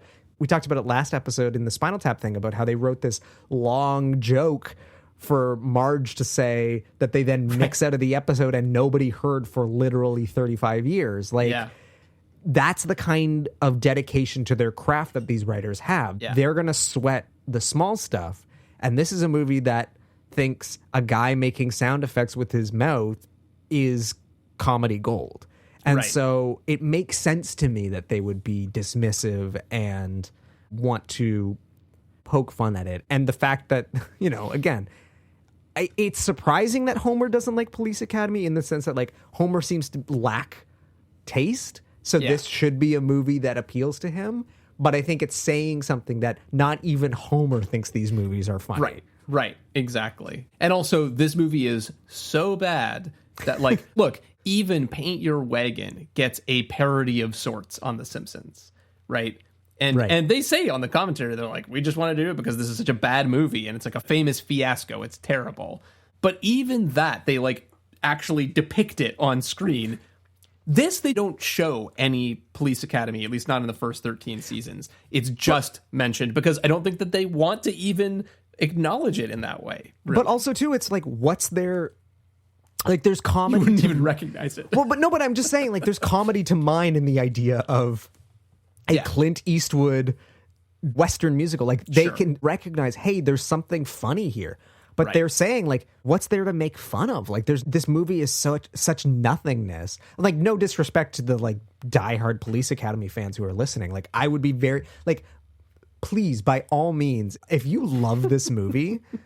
Please write us, like Springfield Googleplex at gmail.com or maybe like, we'll read it on air. Tweet us. Like I because I would love some insight into like what is appealing about it. Because to me, it's just like, it's such a nothing movie. It's so void of humor, of plot, of like anything compelling that like, if you were to parody it, like what would you parody? There's nothing to parody. Yeah. Like, because it's just at the end of the day, it's like, because anytime you parody it, people would think you're parodying another movie. Exactly. You'd be like, oh, well, they're doing an Animal House parody. Exactly. Like, that is the perfect way to put it, Nate, is like, if they were to parody this, you'd think they were parodying something else because it's just like, it's so unmemorable. Yeah. There's very little that's original about this movie except and yet they were able to make 6, 7? How many did they 7 make? total, I think. Like, how do you make 7 movies out of this? Plus There's 2 nothing TV series. there. 2 TV series. Yeah, it's just, it's mind-boggling. Absolutely mind-boggling. Yes. Well, on that note, why don't we move on to the climax of this movie? So, you know, we spent most of this movie at the Academy, right? Hence the title. Right. Interestingly, the Police Academy was shot at the Lakeshore Psychiatric Hospital, which is, for those of you who live in the Toronto area, is now actually part of Humber College, believe it or not. Yes, that I did know because one of my former interns did review this movie on Letterboxd, and he went to Humber, and he's like, I spent most of the movie trying to recognize like parts of my campus. Yeah, totally. It's actually kind of close to where you used to live, I believe. Right, yeah. As well, so that's kind of interesting. But then now for the climax, basically, like I said, there's a riot. It's kind of like not super explained, but, you know, the Jinx guy has something to do with it.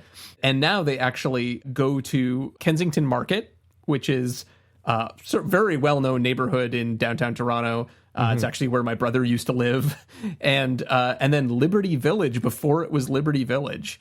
So Liberty Village is now like quite a trendy neighborhood. Yeah, very trendy. Everything's been sort of redeveloped there. But like all the stuff, if you've seen this movie, that is like, you know, big empty warehouses and like the scenes on the rooftops and stuff, that's all Liberty Village. That makes sense, because I thought it was maybe the Distillery District, because like it kind of has that same sort of like look and feel, but that makes sense that it would be like a pre-developed Liberty Village. Yes. That's sort of where the climax of this movie takes place. And basically, like, all of the cadets are called upon to, I don't know, help suppress the riot. They have to, like, redirect traffic and stuff. But then, of course, they get wrapped up into the action, and everyone sort of gets their moment to, like, help. It feels so underwhelming. It really is. It feels like the climax of a TV show, like a 30-minute, like, police procedural sort of show. Well, it's the sort like Hawaii Five-0.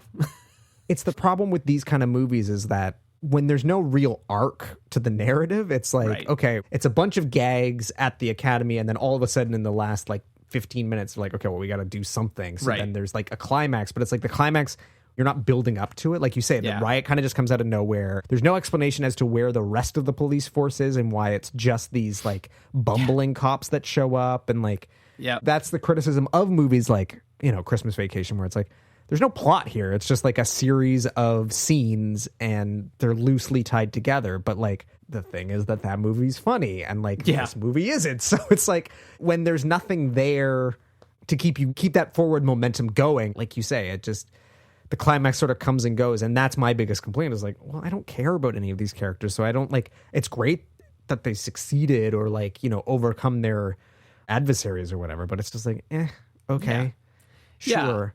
I mean, like, for me, we've said a lot of bad things about this movie. I think, like, the one thing that it does an okay job of is delivering on the sort of character setup for each of these characters and giving them a moment to, like, do their thing and like kind of grow or shine or whatever. Like, you know, I think about Hooks in particular, like finally being able to speak with a loud voice, and Hightower, like being the one who really like figures out the hostage situation. Like, yeah, like Budget John Candy, like actually defends himself and beats up the toughs that have been bullying him throughout the whole movie. Like, right. There are some like decent payoffs in this last little, but it's just like, even that is like such a lazy, like, he's easy. He's bullied at the beginning of the movie, and at the end of the movie, he beats up his bullies. Like, it's just like, it's just such, it's so basic. Yeah, if you had 4 or 5 really good ones, then like that would be fine. But you end up with whatever number it is, like 7 or 8. Well, yeah, that too, and a good chunk of them are kind of like, I don't know, it was fine, right? Like, I don't really care about Leslie Barbara and his bullies, like whatever. No. And then there's other characters that like didn't go anywhere really. Like, I don't remember what George Martin does in that climax, you know, like he's the guy who's caught like stealing the television, isn't he?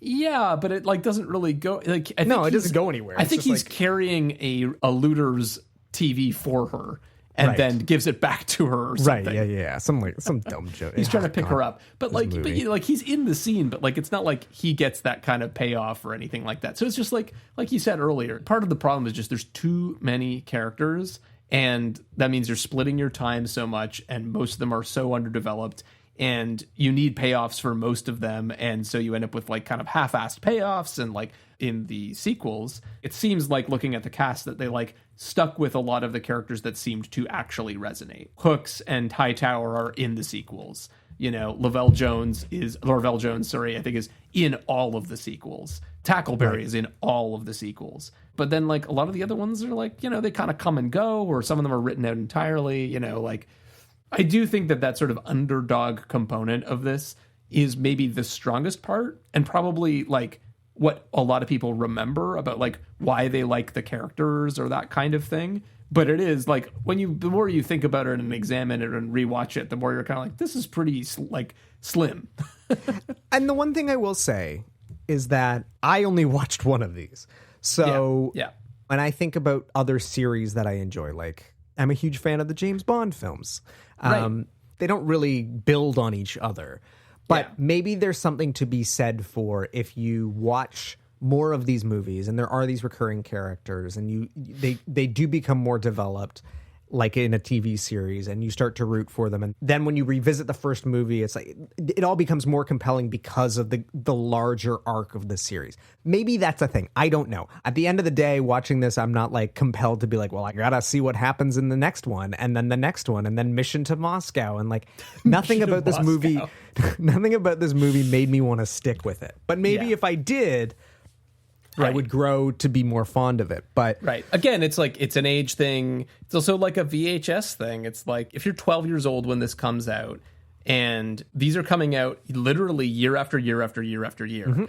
And, you know, you're able to rent them from the video store, and you go to the video store every week to rent VHS, right? Like, I could see people getting into it in the way that you're talking about it. Like kids being like, yeah, I want to see what happens next with, you know, my friends. Or even as Graham on the podcast that I was listening to talks about, like it was, like I said, I think it was like New Year's Day or whatever. And he's watching a marathon and he's probably like a little bit hungover, and it's sort of like he just has it on in the background and like it's interrupted with commercials and stuff. Like it feels like the kind of movie that if it's just on in the background, like it's fine because like you don't have to pay attention. You can kind of just like dip in and out and that's fine. And like, and so I guess in that sense, like I can kind of see maybe how it becomes successful, but I guess that leads me to my next question, which is like, was it successful? Yeah. So it was very, very successful. Actually. So we actually talked about this in our last episode. Right. When we talked about the box office for this year, 1984. So the top 5 are Ghostbusters, of course. Stone Cold classic. Yes. Temple of Doom. My least favorite of the 3, but still a Stone Cold classic. Well, yeah. And yeah, it's still an Indiana Jones movie. Gremlins. A movie that I was very late to the game on, but a Stone Cold classic. Yeah, for sure. Another very influential movie. The Karate Kid, which we've covered, of course. Which I was also very late to, but as we recall, I came away from it being like, yeah, this movie, it's great. Big fan. Yep. And then this is number 5. Wild. Yep. Absolutely wild to me. And I think, not only did it do fairly well, right? And this is a time when number 5 at the box office is still a big deal, right? Like studios actually were like, oh, great, that was successful. Instead of like, it wasn't number 1. Well, we're never doing that again. But not only that, the return on investment for this movie is absolutely insane. So the budget for this movie was $4.5 million. And it looks it. It is a cheap looking movie. Absolutely. Not least of which because you're like, it's clearly shot in Toronto, but like. Yes. But no, the expression, no expense was spared? Yeah. This is the opposite of that. Right. It's like, there are some cheap movies like this where it's like they saved up all their budget for the climax or that one special effects shot. This is not that movie. Nope. The climax is so boring that it reflects the budget. However, the worldwide gross for this movie is $149.8 million. Holy shit. Right. Worldwide, too, because like comedy does, like that's the famous thing of why studios have basically moved away from making comedies now is because they don't sell well overseas. Yeah. And this made that much. Wow. Yeah. I mean, it almost doubled its profit over domestic because domestically it made $81 million. Jeez. Wow. So it's like it's really mind-boggling. Well, so that explains why there's 7 of these things. Right, because it's like they can make them cheaply and they know that they're going to make a bunch of money. And even if they don't make as much money, right, they're still going to make a lot of profit. Yeah. So your return on investment is pretty, especially if your highest paid star is probably Gutenberg. And like, I can't imagine he's fetching, a huge salary at this point. Yeah. Even after the film is successful, he's still probably not fetching a massive salary. Right. So I'm going to jump ahead a little bit and just talk a little bit about the sequels because it feels relevant to this conversation about the money. So first sequel is in 1985, the following year. It's called Their First Assignment. It makes $115 million for a larger budget of $7.5 million. Wow. Right? But that's still a 15 times multiplier on the budget. So crazy. Back in Training, 1986, makes $107 million. So a little bit less. With a bigger budget, $12.2 million, right? Okay. So still 9 times return on investment, right? 1987, you have Citizens on Patrol, $76.8 million. And an even larger budget, $17.3 million. So that's 4 times return on investment. So this is interesting. This is where the budget starts going back down. Okay. So Assignment, Miami Beach, 1988. It makes $54.5 million. So again, we're really starting to go down here, right? Yeah. diminishing returns, and a budget of $13.9 million. So they've reduced it a little bit. So it still makes about 4 times its budget back. Right. 1989, we have City Under Siege. It only makes $33 million for a budget of $14.5 million. So it's only about twice its budget. Right. So people have finally come to their senses. Yes.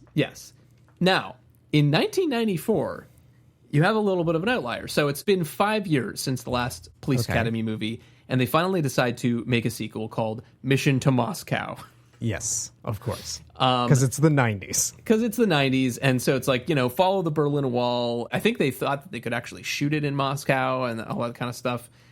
This movie had a budget of $10 million, and it made, just for the sake of comparison, $0.1 million, as in it made $100,000, as in it made 1% of its budget back.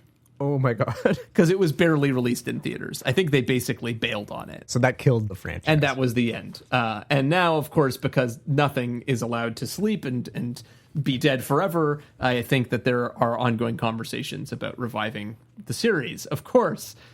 We couldn't possibly let Police Academy just rest in peace. But as I said earlier, like, in the right hands... Yeah. You're not wrong. The basic premise of, like, schlubs go to Police Academy. Yes. I mean, and we reference Brooklyn Nine-Nine, but I would say, like, the difference being that, like, most of the police officers on Brooklyn Nine-Nine are competent. They're goofy, but they're, like, good police officers. The whole premise of this is, like, what if the worst possible police officers became police officers? Like, that can be a funny premise, and in the right hands could work. Right. It's just, like, do we need that? Probably not. And I think, like, again... to the point of, like, studio comedies are just basically dead. Yeah. I don't know if this will ever get off the ground because it's just like, will that translate overseas? Probably not, and therefore... No. Or maybe, I don't know, maybe that is a premise that would translate overseas, and therefore it does seem like it has a big... The IP has a big international following, so it's like maybe the people in Spain are waiting on bated breath for the next Police Academy movie. Well, and, like, Jackie Chan made all those Police Story, yeah, which is, again, like, so, China can get behind a police-related comedy, so maybe it does have legs. I don't know, but... Yeah. Wow. Well, let's take a look at a couple reviews from the era. So yes, because obviously the film was financially successful, but was it critically successful? I mean, absolutely not. It was critically reviled from the day it was released. But I did find one good review that is about as well written as the back of the VHS tape. So, good. This is from the Washington Post, and this is how it reads. Attention all units. Slapstick in progress in the vicinity of Police Academy. Oh, God. Suspects wanted for mugging the camera and possessing of nightsticks with intent to incite a laugh riot. Please respond to this blues burlesque, a uniformly funny hit sure to have a long run. Its target audience, those who can take their T&A with a grain of assault. Its plot, a combo of Animal House and An Officer and a Gentleman, weird name drop. It stars a rainbow coalition of hot newcomers and dependable, unexpected pros. That's from that author Rita was Kempley. Yeah, Rita was real proud of herself for all of the police-related puns she was able to stick into that. Yes, I feel like she probably tried to write a bad review first, but the puns didn't work in that version, exactly. So she was like, okay, it's going to be positive. Yeah, exactly. All right. And then, of course, we have to have a bad review of this, and this is probably one of the most infamous reviews of this movie, and it comes from our good friend, Roger Ebert, who gave it 0 stars, which he didn't do a lot. God bless him. He says, it's really something. It's so bad. Maybe you should pool your money and draw straws and send one of the guys off to rent it so that in the future, when you think you're sitting through a bad comedy, he could shake his head and chuckle tolerantly and explain that you don't know what bad is. And he doesn't really usually write like that. He's usually a little bit more, I don't know, verbose, right? Accessible, but verbose. But anyway, I just thought that was hilarious. And again, hilarious that he gave it 0 stars. 0 stars. Yeah. Wow. But, the other person who loves the Police Academy series is former President Bill Clinton. And you know what? That surprise you? totally tracks. Yes, it does totally track. In a 2016 speech at the Democratic National Convention when he was, stumping for Hillary, he actually mentioned that, they basically agreed on like everything when it came to parenting, except for this one time when he let Chelsea Clinton stay home from school and watch the entire Police Academy series in a marathon with him. And she thought that maybe went a little too far. Yeah, call Child Protective Services there for that. Yeah. That's that somehow does track that William Clinton would be a big Police Academy fan. Billiam. Oh boy. Okay, well, Nate, that brings us to the wrap-up segment. I can't believe we have talked about this piece of shit for this long. Although, in fairness, I think we spent a little more time on the Simpsons episode this time. Sure. But my question to you, do the strengths outweigh the weaknesses? No. Great. Okay, No. I agree. Moving on. Extra credit. No, is there anything else you want to say? Or, can we honestly move on? Because, clearly neither of us like this movie. I have nothing else really to say. No. But all I'll say is it is interesting to dig into a movie that the Simpsons writers clearly singled out as being so incredibly bad. And I think it did actually tell us something about the Simpsons sensibility in terms of what they're trying to avoid and what their values are, I guess, in terms of the effort that goes into comedy and being original and all those kinds of things. And Adam's making a face no, I would. You could watch, 4 or 5 of the best Simpson episodes in the time it takes to watch this movie. You're better off doing that. I don't think this is a interesting cultural artifact. I don't think there's any interesting takeaway from it. Like I said, it's bad in the least interesting sort of way. Yes. Those other bad movies we've watched, there was at least something interesting about them that you could take away from them, or Day of the Dolphin, trying to unpack, how did Mike Nichols make this thing? This is all surface. There's nothing underneath it. It's a piece of garbage. I'm sorry if you like it. That's fine. As I said, please get in touch. I will gladly record a bonus episode where you can come on and defend this thing. Tell us why we're idiots. Tell us why we're wrong. But it's getting to the point where I'm not going to let Nate pick movies anymore because I love the three to find the weird. No, I know. Nonsense. But yeah, it's just this movie blows. So okay, extra credit. What would you suggest? All right. Well, I was thinking about this. Brooklyn Nine-Nine's the obvious thing. It's not a movie, obviously, right? But it is definitely the sort of inheritor of this premise. Yep. Doing it in a much, much funnier, much, much more heartening kind of way. But in terms of movies, this isn't really my genre, so I kind of struggle to think about what would be the right fit. But what I came up with were Mystery Men. That's so interesting. I've been wanting to revisit that movie for a little while. I haven't seen it since I haven't watched it in a while, so maybe I would rewatch it and be like, But I remember really liking it as a kid. Me too. So me too. And Hank Azaria's in it. So Hank Azaria's in it, exactly. So Mystery Men would be my recommendation. It's all the things that people say they love about this movie. Totally. But I think it actually does it, right? Ragtag group of heroes, it's sort of an underdog story and kind of actually a lot of lowbrow humor, It's definitely not a highbrow movie, but I think it's very funny. At least that's my memory of it. So I think that might be worth a shot. But in a similar vein, Guardians of the Galaxy. Why not? 100%. Again, it's like that. That's a perfect example of the underdogs overcoming all odds, the comedy element to it. Yes. Mystery Men is more in the spirit also of I don't think that movie is a very high budget movie, but I think it does a hell of a lot more with the budget it has in terms of just making it fun and interesting. Whereas Guardians of the Galaxy obviously is a Marvel movie, so it's swimming in money. So that makes it feel a little bit different. Definitely. What about you, Adam? What kind of extra credit are you thinking of for this movie? I guess I would maybe suggest looking into some of the sort of precedent movies. Sure. When I was reading up on this, they drive home that they saw Airplane and were we want to make a movie like that. they failed. And again, I don't know if it's just because I saw it when I was a little kid or whatever. I think Airplane is a laugh riot. It's just, it is, the joke ratio in that movie is just so high. It's a laugh a minute. And it's kind of interesting because it's the start of those Zucker Brother movies, which were all eventually kind of like went off the rails. But this idea of being a parody, and it's funny because it actually plays well into sort of our premise, because I didn't know for the longest time that I just assumed it was like a parody of disaster movies in general.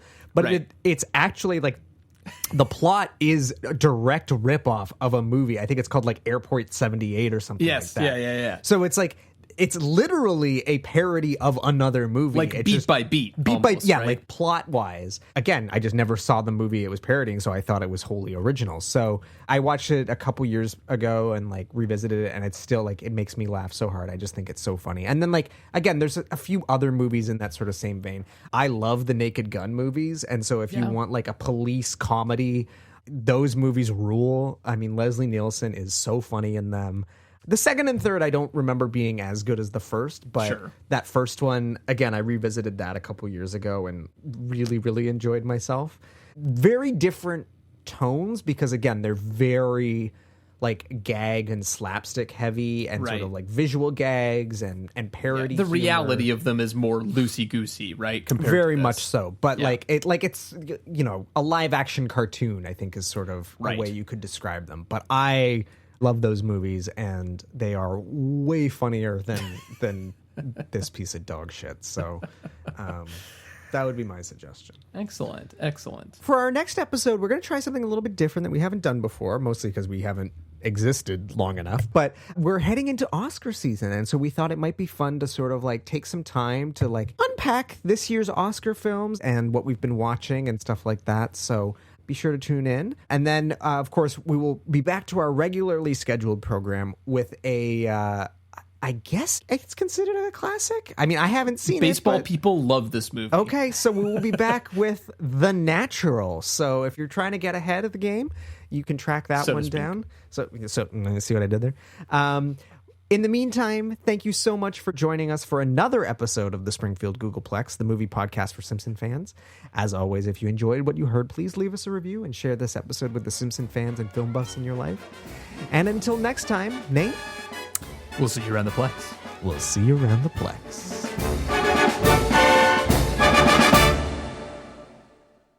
But I was saying to Nate earlier when we were texting earlier today, and he's like, are you ready to talk about Police Academy? And I'm like, well, I don't have anything good to say. And I don't have anything good to say about this movie beyond it was cool to see 1984's Toronto, but we'll unpack that. Shit, what was I going to say? What was I saying before that? This is a good sign. We were texting. And I was like, are you ready to talk about Police Academy? Yeah. Where was I going with this, though? Okay, well, now I'm going to pull up our text to be like, will this refresh my memory of what I wanted to say? What were you saying before that? Oh, yes, I remember. That's my Michael Winslow impression. Oh, that was pretty good. That last Thank you. one. Yeah, well, that's sort of. I've been working on my Mario sound effects because, like, I got Jamie a little like plush Mario, so like. Oh yeah. Yeah, right. That's him going down the tube. It's not bad. It's not great, but it's not bad. I'm not good at sound effects. Let's go. I mean, I'm not going to some impressions, but not. Yeah, well, I mean, Marco's auto impression last week was something. I know. else. Well, I'm not going to top that. Okay, 2.5 hours on this steaming pile of dog shit. Yeah, never again. Never again. Very bad movie.